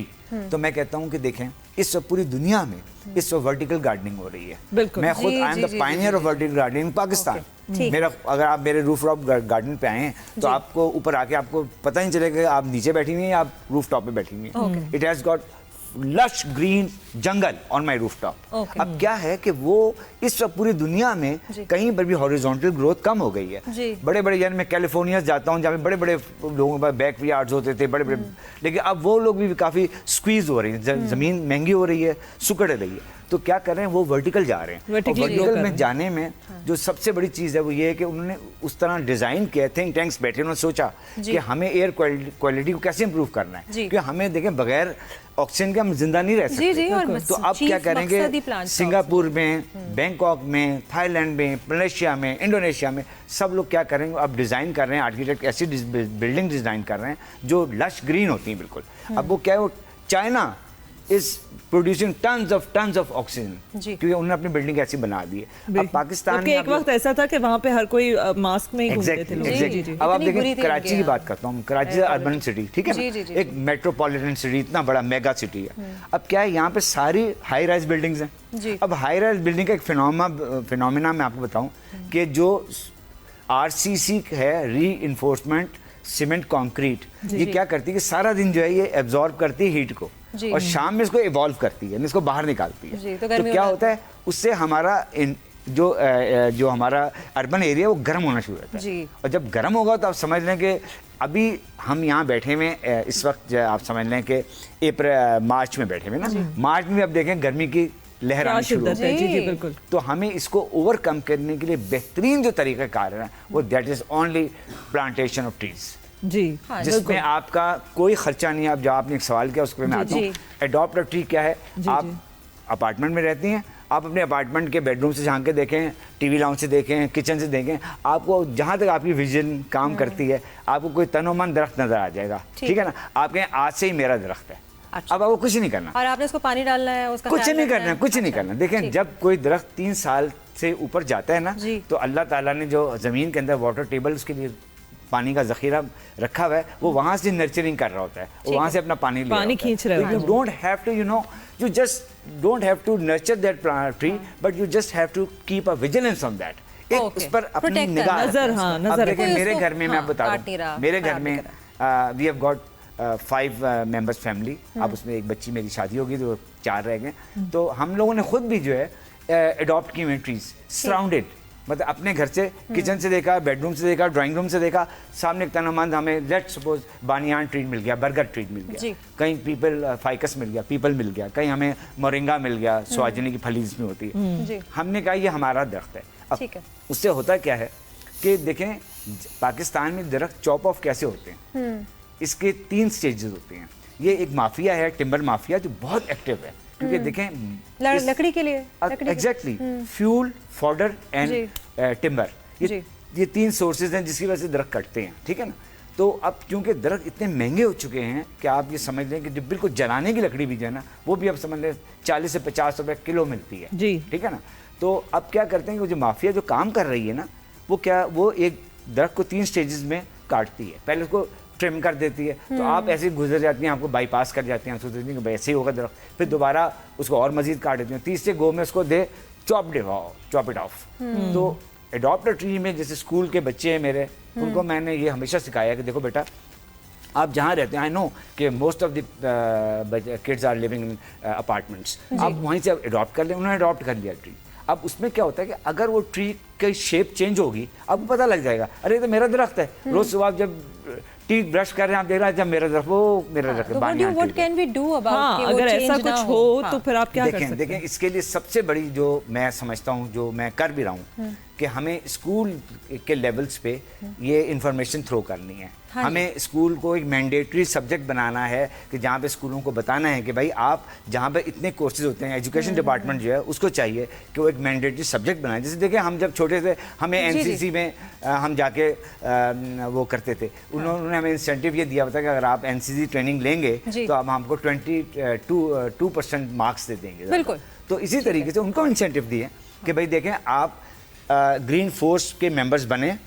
उसमें ये होगा कि वो फोर्स जो है, जो जैसे मैं काम कर रहा हूँ, वो जो एक स्कूल में हैप्पी होम स्कूल में की ग्रीन फोर्स बनाई हुई है, तो उनका बच्चों का क्या काम है कि जब वो अपने घर से निकलते हैं बाहर, तो वो देखते रहते हैं अगर कोई ऐसा काम हो रहा है, कुछ देखें लोग क्या करते हैं, कचरा डाल देते हैं, आग लगा देते हैं। रोक अगर फॉर एग्जांपल ये जो उजाले का सवाल है कि अगर कोई आपका ट्री आपने अडॉप्ट किया है, जैसे कि आपके मोहल्ले में आपने कोई ट्री अडॉप्ट किया और कोई आके उसको काट रहा है, तो आप फिर क्या स्टेप्स ले सकते हैं? देखिए, उसका स्टेप ये है कि सबसे पहली बात है कि आप अपनी वॉइस रेस करेंगे। अब आप लोगों को बताएंगे, जाके पूछेंगे भाई why you are cutting this tree, क्यों आप काट रहे हैं। देखिए, आजकल आप रुकावट बनेंगे। सोशल मीडिया का जमाना है, बड़ी जल्दी हाइप क्रिएट हो जाती है चीजों में। और देखिए, एक बात मैं हमेशा कहता हूँ कि माफिया जो है, उनके दिल बहुत छोटे होते हैं, बहुत छोटे होते हैं, क्योंकि जो 2 नंबर का काम कर रहा होता है ना, वो इतना ब्रेव नहीं होता शायद। आप जैसे आवाज निकालेंगे ना उनके खिलाफ, जैसी बात मुझे क्योंकि हमारे पास टाइम बहुत कम है, मुस्लिम साहब, मुझे एक सवाल आपसे ये पूछना था कि गुड लक ट्रीज क्या होते हैं या गुड लक प्लांट्स क्या होते हैं? देखें, बहुत से ऐसे प्लांट्स हैं जो कि फोटोसिंथेसिस, हर प्लांट जो है फोटोसिंथेसिस करता है, यानी वह दिन की रोशनी में वो एब्जॉर्ब करता है सूरज की छांव को और आपके लिए ऑक्सीजन प्रोड्यूस कर रहा होता है। कुछ ऐसे प्लांट्स भी होते हैं जो आपके लिए नुकसानदेह होते हैं, 24 आवर्स आपको ऑक्सीजन। अब आपको बहुत एक रोबस्ट एंड वेरी चीप, इतना सस्ता प्लांट है, उसका नाम है मदर इन लॉज टंग। आप लोग हंसेंगे, क्या नाम है? Mother in law's tongue. 24 घंटे and other name is, that is the true name, mother in law's tongue. अच्छा। और उसका दूसरा नाम है स्नेक प्लांट। वो आपके लिए 24 आवर्स फोटोसिंथेसिस कर रहा होता है, यानी मतलब आपकी एयर को प्योरीफाई करता है। जी जी। देखिए, जितनी हम जहाँ बैठे हुए हैं, यहाँ पर ज़ाइलिन भी है, बेंजीन भी है, फॉर्मल्डिहाइड भी है, ये सब गैसेज हैं जो कि आपकी सेहत को इतना नुकसान पहुंचा रही है, आपको अंदाजा ही नहीं है। और ये इंडोर प्लांट्स है ना? ये इंडोर है, बिल्कुल। हाँ जी। इसको आप इंडोर भी रख सकते हैं, आउटडोर भी रख सकते हैं। स्नेक प्लांट है मेरे पास। एग्जैक्टली। इसमें और इसमें पूरी रेंज है। मैं बताऊंगा, national aeronautics and space administration ने तकरीबन 20 प्लांट्स जो हैं वो शॉर्ट लिस्ट किए थे, जो कि आपके लिए प्योर, इसको कहते हैं आपने एयर प्योरीफायर्स। ठीक है। वो आपके मदर इन लॉज टंग हो गया, स्नेक प्लांट हो गया, एंड उसके बाद मैं आपको बता, बैम्बू पाम्स हैं, वो भी काम कर रहा होता है। ठीक है, एग्जैक्टली वो भी कर रहा होता है। और बहुत से ऐसे हैं जो आपने देखिए, हम जब बात करता हूँ मैं, तो मैं कहता हूँ हमारे पास क्या क्या अवेलेबिलिटी है। जी जी जी, ठीक है ना। यानी आपका एलोवेरा भी ये काम कर रहा होता है, गैकवार भी ये काम कर रहा होता है। और एलोवेरा, यू नो। अच्छा, ये कौन से प्लांट्स हैं, अगर आप बता दें? देखिए, इसमें एक तो हमारा नेटिव ट्री है, दोनों नेटिव है। ये कहलाता है हमारा देसी बादाम। आप लोग तो खैर बहुत, आपको पता नहीं, आई डोंट नो। मैंने खाया बादाम, तो तोड़ के मार के भी तोड़ते थे बादाम। अच्छा। और ये वेरी, जब इसका बादाम जब बन जाता है, अच्छा, इसकी खसूसियत ये है कि जब ये ट्री ग्रो करता है तो it becomes a umbrella like this. देखिए, अम्ब्रेला का फायदा क्या है? अम्ब्रेला सबसे पहले आपको छांव मिलती है, फोटोसिंथेसिस वो कर रहा है, ऑक्सीजन क्रिएट कर रहा है आपके लिए, मॉइस्चर क्रिएट कर रहा है और आपको शेड दे रहा है। देखिए, 2015 में एक बहुत बड़ा यहाँ पर आपको पता है ना कि एक हीट वेव आई थी, उसमें कितने लोग मरे थे। मेरी अपनी बेटी भी डॉक्टर थी उस वक्त डीएमसी इधर थी अपना सिविल हॉस्पिटल में, तो कहती थी लोग ऐसे आते हैं डिहाइड्रेट होते और मर जाते थे। इमरजेंसी, बहुत इमरजेंसी। ये दरख्त जो है इसके बराबर में जो इसका नाम है स्टरक्यूलिया फुटाइडा, इसको मैंने बहुत प्रमोट किया। इसका उसको दूसरे ये तो मैंने जेनेटिक नाम बता रहा हूँ, इसका नाम है Indian wild almond. Indian wild almond. अच्छा, इसकी जो मैं आपको बताऊं खुसूसियत क्या है, ये इतनी जल्दी ग्रो करता है, मतलब ये वो नहीं है कॉर्नोकॉर्पस रेक्टस नहीं है जो जहाँ पे लगाया, जो जिन्होंने बहुत बुरा हशर किया, वाटर जो हमारे नीचे के वाटर चैनल्स को बीट किया उसने, वैसा नहीं है। हाँ, एनवायरनमेंट फ्रेंडली है। और इसमें जो फ्रूट आता है ना, इट इज सो गुड कि आप यकीन करेंगे अगर आप खाएं तो आप कहेंगे कच्चा चिलगोजा अगर आपने खाया हो तो उसी का टेस्ट होता है इसका। And it grows with in 6 years में ये फ्रूट देना शुरू कर देता है। और मेरे अपने घर में जो मैंने बताया कि रूफ टॉप गार्डन मेरा जो है, उसके पूरे besides that building I have grown all this sterculia foetida. और उसने क्या किया कि ऊपर जाकर मेरी छत को, एक तो मेरा वैसे छत बिल्कुल लश ग्रीन है जी माशाल्लाह, उसने और जाके इसने काम क्या किया कि मेरे ऊपर जाके और बड़ा अम्ब्रेला बना लिया। अब उसे जितने मेरे बेडरूम्स हैं, ऑनेस्ट टू गॉड, उसमें सब में छांव आती होगी ना। यही होता है। मुझे तो, मैं आपसे तो जरूर कांटेक्ट करूंगी, बस मुझे छत के यही मसले रहते हैं। हमारा एक because I live on the first. अच्छा, मेरे भी घर में यही है कि वो जो आता है अम्ब्रेला। ये देखें, अब ये हमारी जरूरत है, बहुत शदीद जरूरत है कि मुझे बताएं देखिए पावर कितना महंगा हो गया जी। अब आपका कमरा ठंडा रहता है अगर उसकी जो लीव्स वगैरह आपके कमरे की तरफ में बात बताऊं आपको कि मैंने 6 साल पहले फ्रांस ने एक रेजोल्यूशन पास किया अपनी असेंबली में कि any new building must be having a solar panel और a rooftop garden, otherwise they would not be able to carry on their construction, यानी वो अपनी इमारत तामीर नहीं कर सकते। जी। अब देखें, मुझे बहुत से ईमेल्स आए कि मुस्लिम योर ड्रीम केम ट्रू। मैंने कहा नहीं, मेरा ड्रीम जो पूरा हुआ है वो इधर नहीं हुआ, वो फ्रांस में हुआ। मैं पाकिस्तान में चाहता हूँ कि पाकिस्तान में लोग इसकी, और ये जो 2 छोटे भाई हैं इनके, और ये कौन कौन से हैं लोगों को देखें। एक और चीज मैं बताऊँ कि हमारे यहाँ फूड सिक्योरिटी पूरी दुनिया में एक चैलेंज है, पाकिस्तान में तो बहुत ज्यादा है कि हम तो गरीब मुल्क हैं। हमें ये तमाम दरख्त जो इस वक्त देखें, इस वक्त मौसम शुरू हो गया, मतलब स्प्रिंग, हमारा स्प्रिंग इज आइडियल, स्प्रिंग के बाद मानसून शुरू हो जाएगा। आप जहां भी कोई दरख्त लगाएं और वो दरख्त जो है वो पनपना शुरू कर देता है। और मैं कहता हूँ कि फ्रूट ट्रीज लगाने चाहिए, क्योंकि हमारे यहाँ गरीबों के पास बेचारों को खाने के लिए नॉरिशमेंट वैल्यू नहीं मिलती, बिल्कुल नहीं है। और ये देखें, आज से अगर आप 30-35 साल पीछे चले जाएं तो हर घर में चूंकि इतनी वर्टिकल ग्रोथ नहीं थी, बादाम का दरख्त भी होता था, आम का भी होता था, जामुन का होता था, शरीफे का होता था। इससे क्या होता था कि आधा दरख्त आपकी वॉल पे होता था, आधा बाहर होता था। अफसर भाई को भी वहाँ से खाना मिल जाता था, यानी आई मीन टू से ऐसे वो अफोर्ड नहीं कर सकता तो आपको ऐसे ही मिल जाता था। बिल्कुल, पता है, ये इसके लिए जो है अच्छा मैसेज आपने जो ये दिया है कि अपने घर में दरख्त लगाइए, अपने इलाके में दरख्त लगाइए और प्रेफरेबली फ्रूट ट्रीज लगाइए, जिससे लोगों को जो है वो बहुत सारे दूसरे फवायदे मिल सके। थैंक यू सो मच, आप शो में आए, इतनी अच्छी बातें की। जाने रमजान के साथ हमारा और आपका साथ रहेगा। आप लोग बस छोटी सी ब्रेक लेकर वापस आइए, हम लोग यहीं हैं।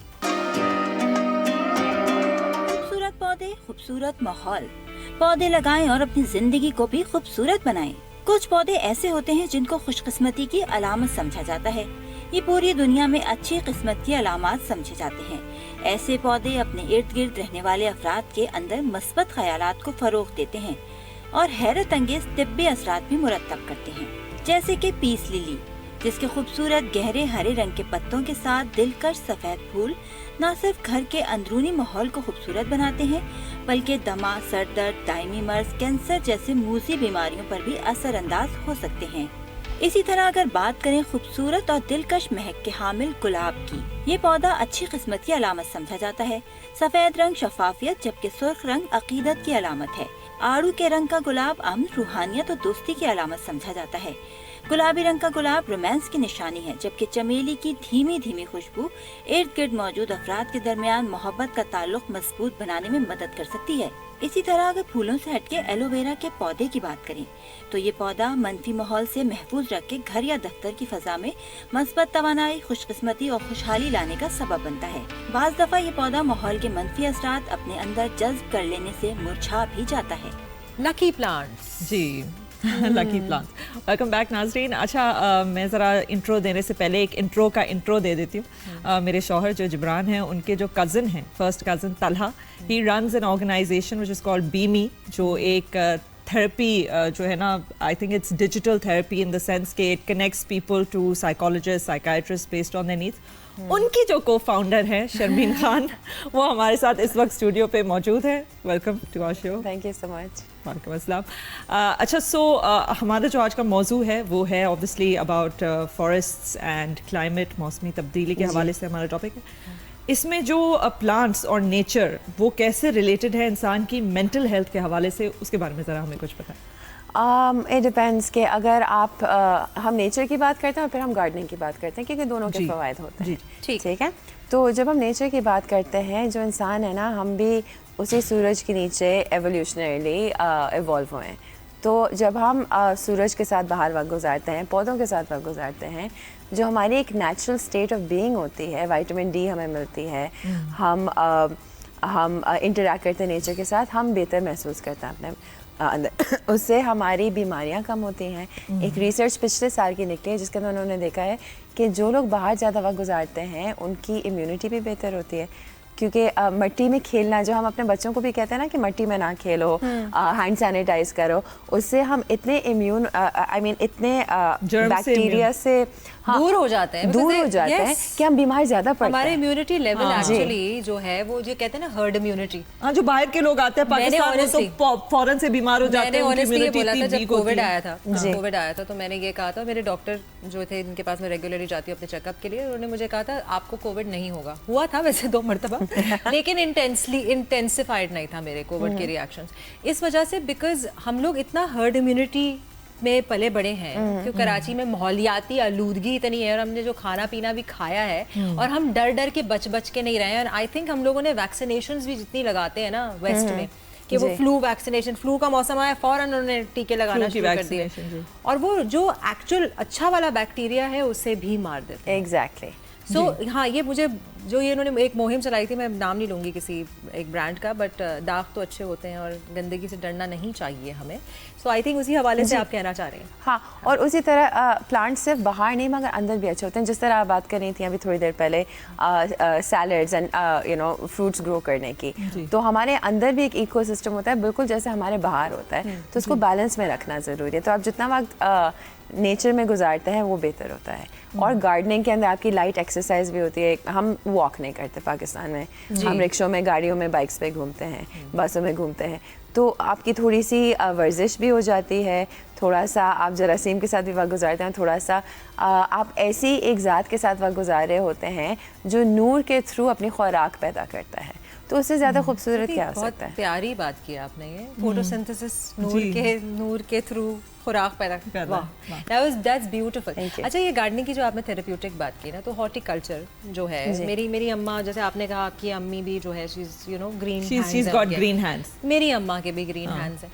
तो हम लोग जब सीजन में रहते थे, थंब कहते हैं ग्रीन हैंड्स कहते हैं, ग्रीन हैंड्स ग्रीनरी से करीब हैं दोनों चीज़ें, हाथ, थम्स, एवरीथिंग।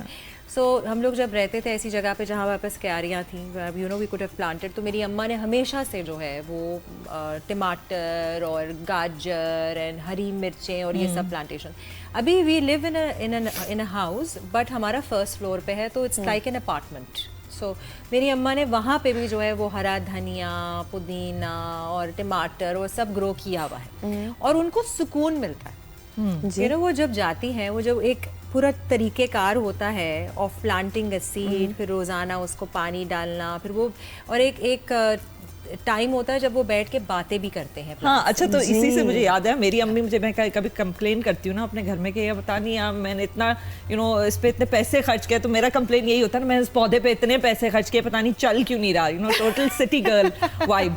मेरी अम्मी कहती है तुम जाओ और जाके एक नज़र डालो, एक मोहब्बत की नज़र डालो। मैं कहती हूँ अम्मी ये क्या है? शीज़ लाइक तुम जाओ अपने गार्डन में चलो और मोहब्बत से अपने प्लांट्स की तरफ देखो और तुम देखो कैसे वो खिल जाएंगे। अब पौधे जो होते हैं उनकी भी कॉन्शियसनेस होती है एंड वो वाकई में वो थ्राइव करते हैं ऐसी चीज़ों। मेरी एक दोस्त है, वो भी अपार्टमेंट में रहती है, उसने क्या किया कि उसने उसकी एक छोटी सी बालकनी, बाकी उसकी खिड़कियाँ हैं, तो हर खिड़की में छोटे छोटे पौधे डाले, वो बातें करती है, एसी का पानी वो ज़ाया नहीं करती, वो उसी में इस्तेमाल करती है। That's amazing. ये कितनी अच्छी तो एक से रिसाइकल करती है वो अपना और पानी। उसका धनिया, उसकी तुलसी, उसका हरी मिर्ची, सारी चीज़ें वहाँ से आती हैं। एंड उसके ऊपर से क्योंकि वो बातें करती है और एक सेंस ऑफ प्राइड होती है, वो दिखाती है कि देखो आज एक नया पता निकला। अब for a city girl, me too, मुझे नहीं आता समझ में, मुझे जाकर अच्छा नया पता निकला तो मैं क्या करूँ। अच्छा, this is also very far east का कॉन्सेप्ट। हाँ। ठीक है, अभी एक और हमारा शो एक चल रहा है रमज़ान का, जिसमें जवेरिया सऊद है, ठीक है, शी इज़ होस्टिंग दैट, और उसमें उन्होंने पानी से गुफ्तगू के बारे में बताया, ठीक है, कि अगर आपने 2 बोल्स में पानी भर के रखा और एक बोल में पानी के साथ आपने बुरी बुरी बातें की, तुम बुरे हो, तुम ये हो, फलाना, गंदी गंदी बातें की, और दूसरी तरफ उससे प्यार भरी बातें की, तो उन लोगों ने बड़ा मजाक उड़ाया इस बात का कि ये कैसी बात आपने की कि उन्हों के पानी गंदा हो जाएगा और पानी साफ हो जाएगा। It's actually the emotions that you throw. जब आप अच्छे वाइब्स या इमोशंस जब आप थ्रो करेंगे, तो जो आपने नूर की बात की कि हम सब जो है कनेक्टेड इस तरह से हैं कि अल्लाह मियां के नूर से ही बने हैं हम सारे। Basically we are all made of energy, everything is energy. तो एक एनर्जी का एनर्जी से ताल्लुक, अब वो किस हद तक है किस हद तक नहीं है, क्योंकि ये वो सारी बातें हैं जो हमें जिनका इल्म नहीं है हमें टोटली, बिकॉज लोग ये भी मानते हैं कि स्टोन्स की भी एनर्जी होती है और ये वो तो कुछ चीज़ों का। हाँ देखो, फेथ एंड बिलीफ, हाँ बिल्कुल, इट्स वेरी स्ट्रॉन्ग, और वो आपको क्वांटम फिजिक्स में भी काफ़ी हद तक मिल जाएगा। तो yes, you are right. And water does है, क्योंकि वाटर बहुत वॉलेटाइल है। आप पानी के अंदर रूह अफ़ज़ा डालते हैं, शरबत बन जाता है। बिल्कुल, आप कुछ भी डाल सकते हैं पानी में एंड उसकी क्वालिटी चेंज हो जाती है। किसी भी आप उसमें कंटेनर में डालो, उसका शेप चेंज हो जाता है। सो जवेरिया, मैं आपके साथ हूँ, मैं ये बताना चाह रही हूँ, जो आपको ट्रोल किया गया है वो गलत ट्रोल किया गया है। I am totally with Javeria. I don't know who Javeria is, मगर इसके ऊपर एक जापानीज साइंटिस्ट ने अच्छी खासी रिसर्चेस भी की। मैं यही तो कह रही हूँ, अगर आपको किसी चीज़ का अब हल चाहिए, स्पेशली प्लांट्स के हवाले से और नेचर के हवाले से, तो you should totally go to the Far East. Don't think about anyone जो कि वेस्ट से आपको कुछ बोल रहा है, बातें बता रहा है। अब वेस्ट भी जो है वो साइंस के जरिए बहुत सारी चीज़ें जो है वो प्रूव कर रहा है, because they think scientific method से जो है, क्योंकि वो टेंजिबल होता है। और बिलीफ की जो आप बात करेंगे कि हम क्या किस चीज़ पे, यकीन अच्छी चीज़ों पे होना चाहिए। और जापान में भी अगर आप फार ईस्ट की तरफ जाएं तो वो जेन गार्डन्स एंड कोई पॉइंट्स एंड वो क्या होते हैं, वो जो छोटे वाले दरख्त, उनकी तो स्टोन गार्डनिंग भी होती है बड़ी जापान में, they are like rock gardening. अच्छा शर्मी, मैं आपसे पूछना चाहूँगी, आप कभी रेकमेंड करती हैं, देखिए वैसे तो जो साइकाइट्रिस्ट हैं, जो साइकोलॉजिस्ट और होते हैं, वो ज़्यादातर मेडिकेशन, स्पेशली जो साइकाइट्रिस्ट होते हैं, तो क्या साइकोलॉजिस्ट कभी रेकमेंड करते हैं अपने पेशेंट्स को कि spend time with nature, go out for a walk on the beach, ऐसी कोई चीज़ें रेकमेंड करते हैं? मेरे 2 बेसलाइंस होते हैं व्हिच मोर और लेस हर क्लाइंट को जाते हैं, which is journal 30 minutes a day and workout. Journaling? Yes, journaling, ताकि आप अपने आप से गुफ्तगू करें। अच्छा, उस जर्नलिंग में क्या है कि what happened during the day और एनीथिंग? कहीं जहाँ से शुरू करना, मैं कहती हूँ सबसे पहले अपनी सोच का एक धागा पकड़ें, ठीक है, कि आपकी सोच है क्या, आहिस्ता आहिस्ता, क्योंकि अगर आपने अपनी बहन से भी 6 महीने से बात नहीं की होगी ना, कहीं से धागा पकड़ के वो गुफ्तगू शुरू होगी, तो कहीं से शुरू करें, फिर आगे सवाल आएंगे और वो रिश्ता बढ़ेगा। मगर वर्कआउट के अंदर कुछ लोगों के लिए, कुछ लोग जो बिल्कुल घर से बाहर नहीं निकलते, जो वर्क फ्रॉम होम भी करते हैं और सोते जागते सब कुछ खाते पीते एक घर में है, तो बाहर निकलना बहुत ज़रूरी है। हमारी इंसानी फितरत है कि हम हवा खाएं, हम धूप में घूमें। तो आई डू रेकमेंड दैट। वो एक प्रिस्क्रिप्शन होती है कि you need to spend 30 minutes in nature. या कुछ लोग की विटामिन डी लेवल्स अगर कम होते हैं, उसकी वजह से इम्यूनिटी इम्पैक्ट होती है, उनको भी कहा जाता है कि धूप में वक्त गुजारो, क्योंकि सिर्फ गोलियों से काम नहीं लेना है ना। हाँ, नहीं, obviously, because you see meditation and medication are 2 very different things, but they both essential. ज़रूरी नहीं है कि आप वो मेडिकेशन वाले स्टेज पे आए हो, क्योंकि मेंटल हेल्थ के ऊपर भी आई थिंक मंशा हम लोगों ने गुफ्तगू भी की हुई है, और साइकोलॉजिस्ट एंड साइकाइट्रिस्ट हमारे पास भी आए हुए हैं जिन्होंने ये बताया था कि कौन सा वो साइंस है जहाँ पे प्रिस्क्राइब की जाती है, और वो कौन सी इलनेस है जिसके लिए होती है। कभी कभार केमिकल इम्बैलेंसेस इतने होते हैं कि सिर्फ सोच चेंज होने से ही नहीं काम चल सकता। You need to take some kind of other help external. But आपने ये बहुत अच्छी बात की, लेकिन हम जो है ना, बिकॉज हम शहरी लोग हैं, ठीक है, और अनफॉर्चुनेटली हमारे सिक्योरिटी कंसर्न्स इतने हैं कि हम बाहर नहीं जा सकते।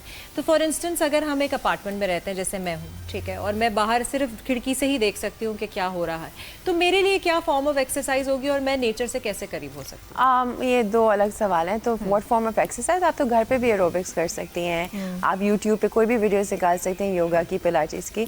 और जहाँ रही बात नेचर से कनेक्ट करने की, पार्क वगैरह, जी पार्क होगा, आपकी छत होगी आपके अपार्टमेंट की।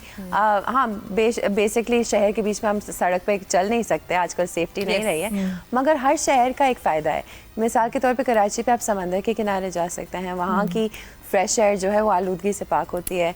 अगर आप लाहौर में या इस्लामाबाद में रहते हैं, आप दरख्तों के बीच में जाएं, क्योंकि अगेन वो जो पौधे हैं ना वो बहुत लाइक फ्रेश ऑक्सीजन दे रहे होते हैं और एक बहुत कनेक्टेड फीलिंग होती है, ग्राउंडिंग फीलिंग होती है। आई रेकमेंड एक चीज़ जो हम बचपन में करते थे जब कराची में घास होती थी, कि सुबह सुबह मेरे वालिद साहब हमें नंगे पैर घास पे चलाते थे, क्योंकि उससे भी ग्राउंडिंग होती है और एक अप्रिसिएशन होती है ओस की और ये छोटी छोटी चीज़ों की जो हम भूल चुके हैं। So that is another connectivity के साथ आपका exactly. Thank you so much Sharmeen. हमारा वक्त ज़रा कम होता है, हम लेंगे एक छोटा सा ब्रेक, हम आपको खुदाफिज कहेंगे और मज़ीद गेस्ट आएंगे हमारे पास। यहीं रहिएगा, हमें देखते रहिएगा जहान रमज़ान 365 न्यूज़। वेलकम बैक नाज़रीन, खुश आमदीद। आप देख रहे हैं जहान रमज़ान 365 न्यूज़ पर और हम यहीं मौजूद हैं विद द 20th रोज़ा। और बहुत जल्द जो है वो लाहौर और इस्लामाबाद में रोज़ा खुलने वाला है, लेकिन कराची वालों का थोड़ा इंतज़ार है। और इस वक्त हमारे सेट पे, हमारे स्टूडियो में एक बहुत अहम गेस्ट मौजूद हैं जिनका जिक्र बहुत मरतबा हुआ है हमारे शो पे कि वो अब आएंगे, लेकिन मसरूफियात की वजह से आज उनका आना हुआ। मैं इंट्रोड्यूस कराना चाहती हूँ, बहुत कम उम्र में जो है वो कराची के मेयर बने, MQM से उनका ताल्लुक़ रहा, सिंध असेंबली के भी रुकन रह चुके हैं और आज मुझे पता चला कि वो MBBS के डॉक्टर हैं। डॉक्टर फारूक सत्तार साहब, अस्सलाम वालेकुम अस्सलाम। जीते रहिए आप। कैसे हैं आप? अल्लाह का शुक्र है, जैसे पूरा मुल्क है वैसे ही हम भी है, जैसे आप है वैसे हम। जी आप जी कहिए रिवायती। हाँ, मेरा जो रिवायती है हमारी टीम की तरफ से और हम दोनों होस्ट की तरफ से आपको रमज़ान मुबारक। आपको भी रमज़ान मुबारक। और मेरे ख्याल में अब ये आखिरी अशरा शुरू हो रहा है, जी। तो ईद की भी पेश की मुबारक। पता नहीं फिर अगली ईद पे मुलाकात हो, अगले रमज़ान में इंशाल्लाह। अच्छा फारूक साहब, आज जो हमारा है वैसे टॉपिक वो है क्लाइमेट चेंज, और क्योंकि आज इंटरनेशनल फॉरेस्ट डे भी है, तो कराची के हवाले से मैं आपसे पूछना चाहूँगी कि यहाँ पे जो है एक तो ग्रीन बेल्ट एज सच नहीं है ऐसी, और पार्क्स के हवाले से भी हम बड़ी गुफ्तगू चलती रहती है कि ये नए मोहल्ला, इसमें पार्क होना चाहिए, नहीं होना चाहिए। इसके हवाले से कुछ हमें बताइए। मेरे ख्याल में अगर आप मुझे पहले बता देते कि आज क्लाइमेट चेंज और एनवायरनमेंट पे आप बात करेंगे जी। तो मेरी एक दूसरी वाइफ जो इस्लामाबाद में है जी, अच्छा, शी इज़ एन एनवायरमेंटलिस्ट। अच्छा। And she could have contributed more than जो अगर मैं करूं जी। लेकिन मैंने उनसे बहुत सी चीज़ें सुनी है। वो तो पिछले 25-30 सालों से इस काम पे लगी हुई हैं, अनएबेटेड, नॉन स्टॉप, और 5 लाख दरख्त लगाए हैं, माशाल्लाह, मैंग्रोव्स लगाए हैं बहुत सारे। और इस्लामाबाद में जो कैपिटल डेवलपमेंट अथॉरिटी, उनके ज़रिए से इस बात को मैंडेटरी बनाया है कि हर नई हाउसिंग स्कीम और नए घर में रेन वाटर हार्वेस्ट प्लांट होना चाहिए। जी। वाटर रिचार्जिंग, मुख्तलिफ मोहल्लों में जब बारिशें होती हैं तो पिट्स ऐसे बने कि वो जो सब सॉइल पानी जो खड़ा होता है वो खड़ा ना हो, हम उसको यूटिलाइज कर लें। और नीचे जो पानी का लेवल नीचे जा रहा है, क्योंकि लोग अब बोरिंग करके ही पानी ज़्यादा इस्तेमाल कर रहे हैं। और उसमें कराची में भी इस चीज़ का बहुत ख़तरा है कि अगर ये बोरिंग होती रही, पहले 100 फीट पे पानी आ जाता था, फिर 200 फीट पे, अब और नहीं, तो क्या होगा, सारा मॉइस्चर अगर निकल जाएगा ज़मीन का जी, तो फिर ऐसा ना हो कि इमारतें या घर सारे बैठने लगे। बेशक। अच्छा। तो इस चीज़ को बहुत ज़्यादा प्रोएक्टिवली और कॉन्शियसली फिर हमें आगे लेके चलना होगा। अच्छा, फिर जो NGO भी उनकी है सुबह 9, और एक सुबह 9 मैगजीन है, that is the only magazine on environment and climate change in Pakistan. It's an international award winning magazine also, उनको इनाम भी मिला है। अच्छा, ये आसान, सबसे पहला काम तो दरख्त लगाने का है। तो एक मूव ये भी था कि हमने कराची की बल्दिया से भी और सूबा असेंबली से करारदाद पास की थी, और एक ट्रीज एंड पार्क्स एक्ट भी हमने पास किया था कि दरख्त काटने की फिर सज़ा होनी चाहिए, और दरख्त काटने की फिर माकूल वजह होनी चाहिए, वैसे दरख्त नहीं कटने चाहिए। दरख्त काटने की वैसे माकूल वजह क्या हो सकती है? ये मतलब कोई ऐसी बहुत ही क्रूशियल अगर कोई डेवलपमेंट दरख्त गिर रहा है, वैसे ही इंसानी जिंदगी पे कोई वजह होनी चाहिए, रीजन जेन्युइन हो, कन्विंसिंग हो। फिर मुख्तलिफ मोहल्ला कमिटीज़ बने, जैसे पुलिस पब्लिक सेफ्टी कमीशंस हो सकते हैं, कम्युनिटी वॉच एंड वार्ड हो सकता है। तो उन सबको, यानी लोगों को इन्वॉल्व करके कोई भी ऐसे फैसले होने चाहिए। और नए दरख्त लगाने की जो भी सीजन्स आते हैं, जो इसका मौसम होता है, उसमें एक नेशनल प्लांटेशन डे अगर हम मनाएं पूरी नेशनल लेवल पे, ये भी उसी का मशवरा है मेरी सेकंड हाफ का जी। तो उसमें यह है कि पूरे मुल्क में अगर एक साथ दरख्त लगेंगे जी। और वो सब एक हर शहरी एक दरख्त लगाए जी। और अगले बर्थडे पे पहली सालगिरह पे वो सरवाइव भी करें तो मेरे ख्याल में इतनी बड़ी तादाद में ये दरख्त लग सकते हैं कि हम कोई बिलियन ट्री प्लांटेशन कैंपेन का नाम तो ना दें लेकिन मिलियंस में वो दरख्त लगेंगे तो पाकिस्तान जो कि क्लाइमेट चेंज से 7वां मुल्क है जो बुरी तरह से मुतासिर है। It's going to be the 7th worst affected city. Sir हमें अभी एक शख्स ये बता के गए हैं कि Karachi for that matter it is the worst may or may not exist even ji. may or may God forbid. So उन्होंने यही बताया था कि हर कंट्री के लिए एटलीस्ट 25% तो फॉरेस्टेशन जरूरी है और हम लोग जो है 2.5 पे इस वक्त पहले 4 था उस पे भी 2.5 सोचिए टिम्बर माफिया जिसका जिक्र तो ये इतने ज्यादा माफिया हैं अब कभी सुनते हैं वाटर माफिया फिर पूरा टैंकर माफिया फिर ये माफिया मैं यही पूछना चाहूंगी ये गवर्नमेंट लेवल पे हाँ गवर्नमेंट की सतह पे कुछ क्यों नहीं हो रहा जी लैंड माफिया अब लोग कितने हद तक ये माफिया के साथ लड़े आप कुछ उस पे किसी गवर्नमेंटल की सतह पे कुछ हो क्यों नहीं रहा इनको मेरे ख्याल में हुआ ये है कि जो पॉलिटिक्स आइडियोलॉजी के बेस पे होती थी नजरिए के जी तो वो तो मतरूक हो रही ख़त्म हो रही है अब नज़रियात की नहीं अब मफादात की सियासत हो रही है और उसमें जो एंट्री भी हो रही है जो पढ़े लिखे लोग हैं पढ़े लिखे घराने हैं जो ज़रा तहजीब याफ्ता हैं जिनकी कोई अच्छी हिस्ट्री भी है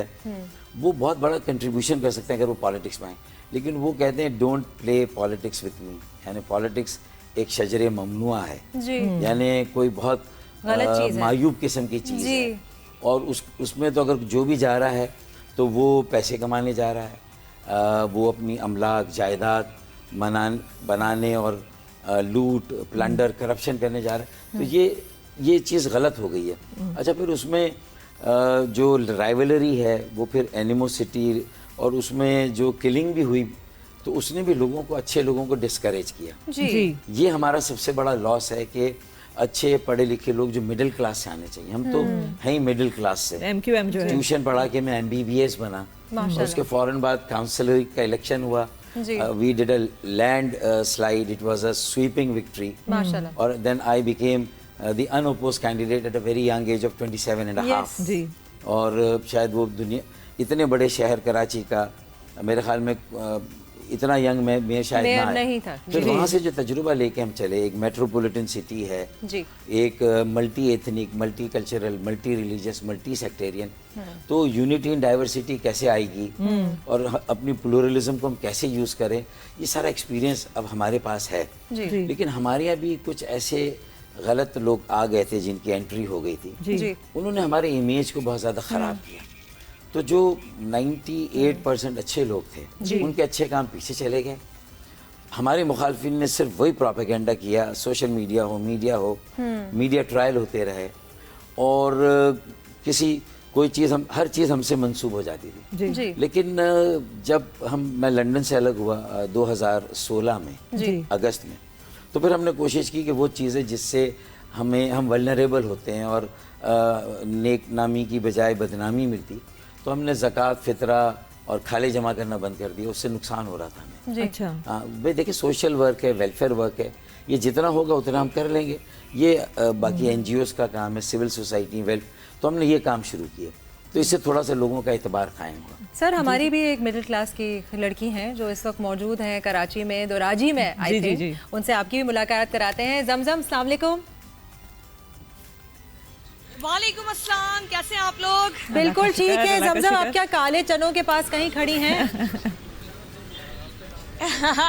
मैं काठियावाड़ी छोले खड़ी हुई हूँ बेसिकली आज में जो है दोहरा जी आई हुई हूँ और दोहरा जी में एक ऐसी जगह आई हूँ जहाँ पर इंडियन खाने जो है वो बहुत ज़्यादा मशहूर है यहाँ पर भेलपुरी भी है चना चाट खट्टे आलू पता नहीं आपने कभी खाए हो कि नहीं लोकल लोग खाते हैं खट्टे आलू बड़े मज़े के होते हैं अच्छा मेरे साथ दुकानदार मौजूद हैं इनसे बात करेंगे जनाब बताइएगा कि क्या चीज़ यहाँ की ज़्यादा मशहूर यहाँ की ज़्यादा मशहूर चना चाट खट्टे आलू करी चने भेलपुरी वगैरह सब यहाँ पे फेमस है अच्छा तो ये बताइए इंडियन थाल आपके यहाँ मिलता है उस थाल में क्या कुछ होता है इंडियन थाल में खट्टे आलू होते हैं करी चने होते हैं कितने का है 450 450 का ये तो बहुत मतलब मुनासिब है 450 देखा जाए।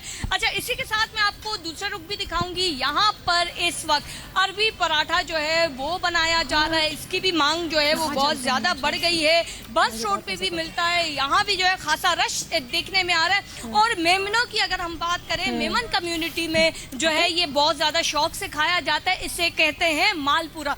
बेसिकली ये मीठा होता है, मीठे में से लोग ज़्यादा खाना पसंद करते हैं। और कैमरामैन से मैं कहूँगी कि यहाँ पर आपको रश दिखाएं कि रोजेदार जो है वो यहाँ पर आना शुरू हो गए हैं।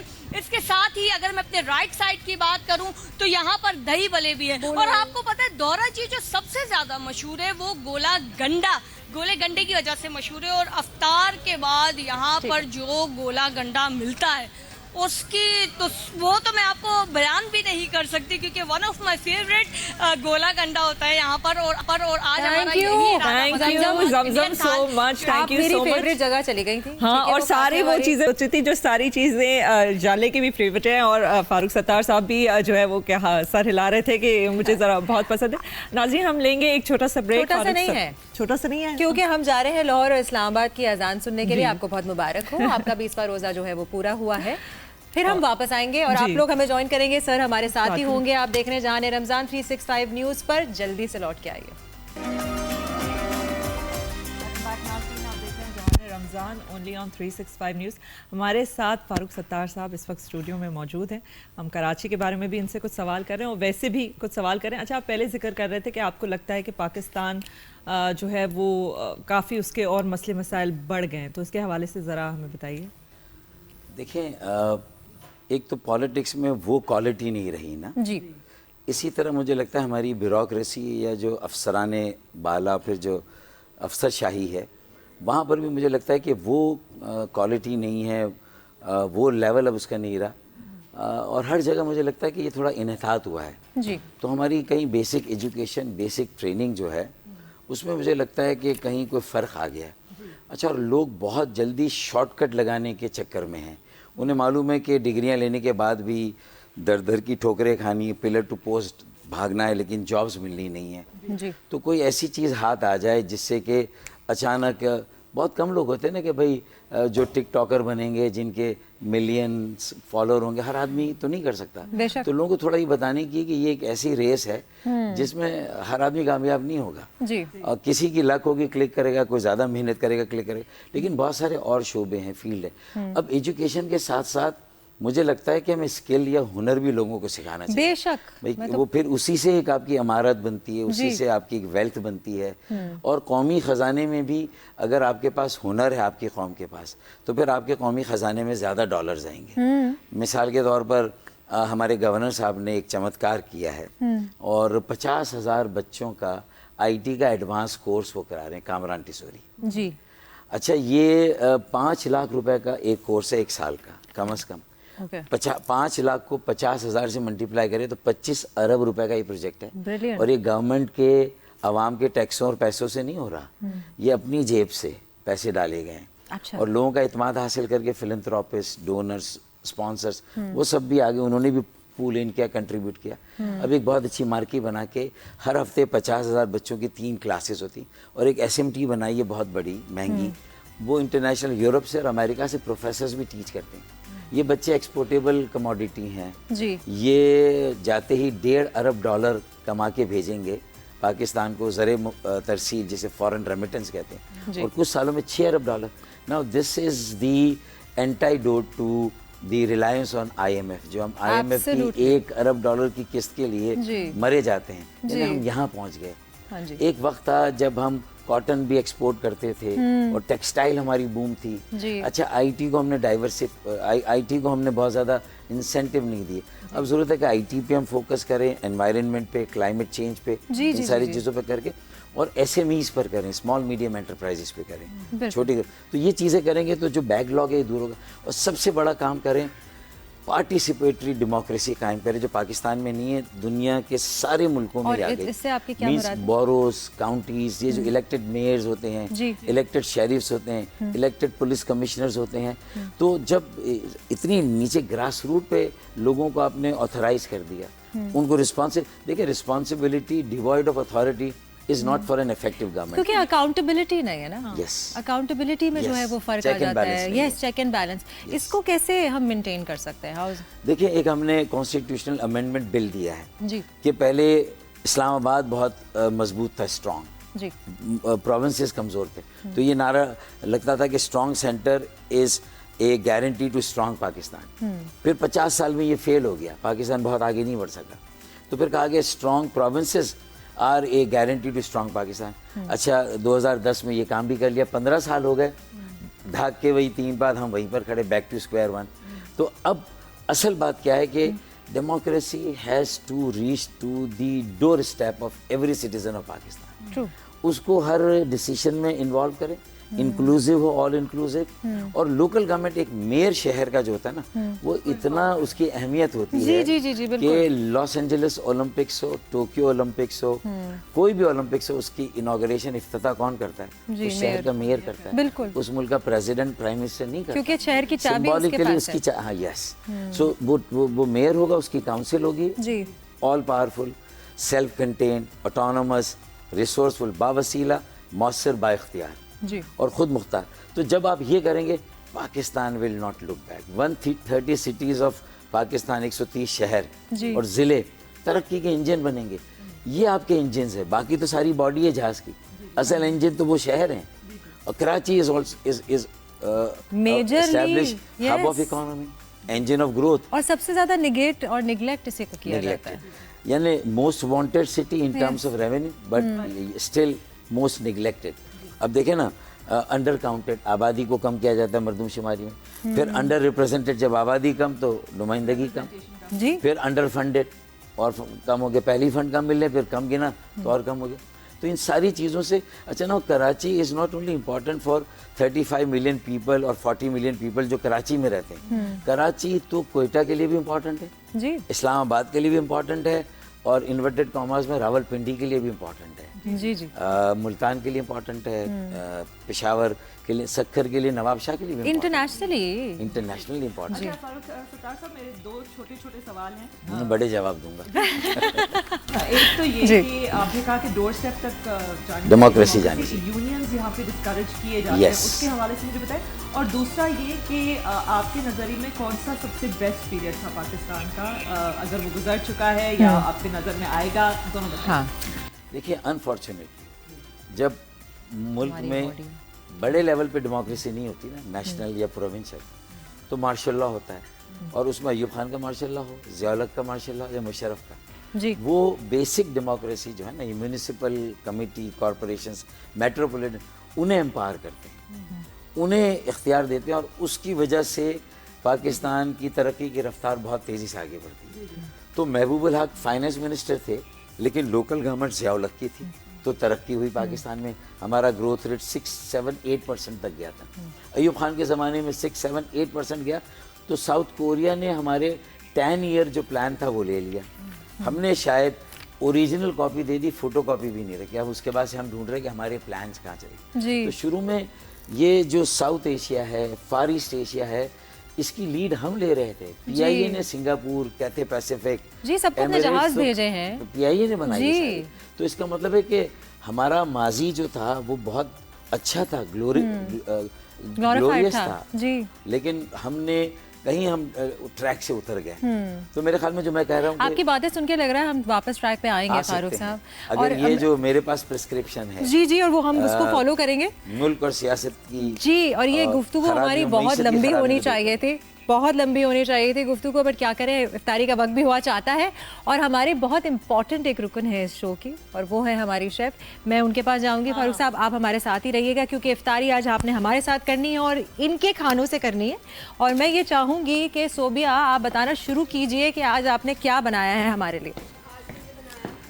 विंग्स जो मैंने बोला था कि हम बेक करेंगे, हमने इसको अच्छे से मैरिनेट किया, फिर हमने अपने ग्लैम गैस में डाला। और मैं आपको इसकी एक खास बात बताऊं, मुझे बार बार नहीं डालना पड़े बाय स्लॉट वाइज, क्योंकि ग्लैम गैस की कैपेसिटी जो है ओवन की वो इतनी अच्छी है कि 1 स्लॉट में हमारे सारे विंग जो है वो अच्छे से बेक हो गए थे। इसकी दूसरी खासियत ये गैस इलेक्ट्रिक दोनों है।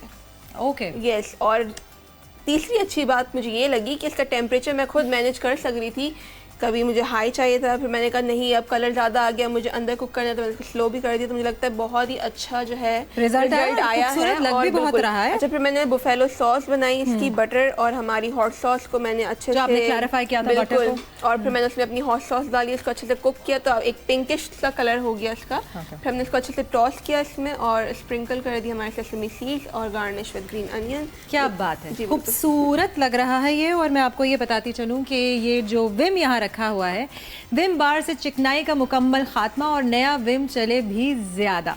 इसके साथ साथ हर इफ्तार टेबल साफ हो, लाइफ बॉय से हाथ धोना ना भूलें। और हमारे पास शाताज भी हैं, मैं अपने स्पॉन्सर्स के बारे में आपको बताती चलूँ। KFC हमारे फूड पार्टनर हैं, पेप्सी भी हमारे पार्टनर हैं, ग्लैम गैस का इन्होंने जिक्र किया, वो हमारे अप्लायंस पार्टनर हैं।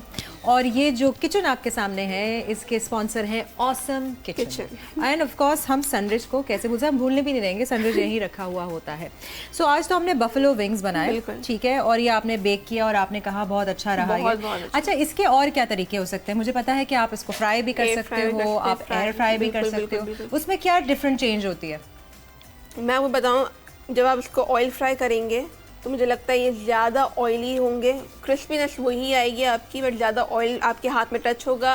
ओवन बेक में आपको बिल्कुल, मैं चाहती हूँ ना कि ये बराह रास्त जो है हमारे साथ यहाँ खड़े होके मंशा भी देखें। मंशा प्लीज, बिल्कुल, मैं आपको ज्वाइन इन कराना चाहती हूँ कि आप आइए, और क्योंकि ये आपकी पसंद की चीज़ है और ये मेरे ख्याल से मंशा ने ही जो है इसका किया था। मुझे आपने आइडिया दिया था क्यों ना विंग्स को हम बेक करें, और मंशा ने बोला था बुफेलो विंग्स बनाए, दोनों को मर्ज कर दिया। फारूक साहब, आपको विंग्स पसंद है?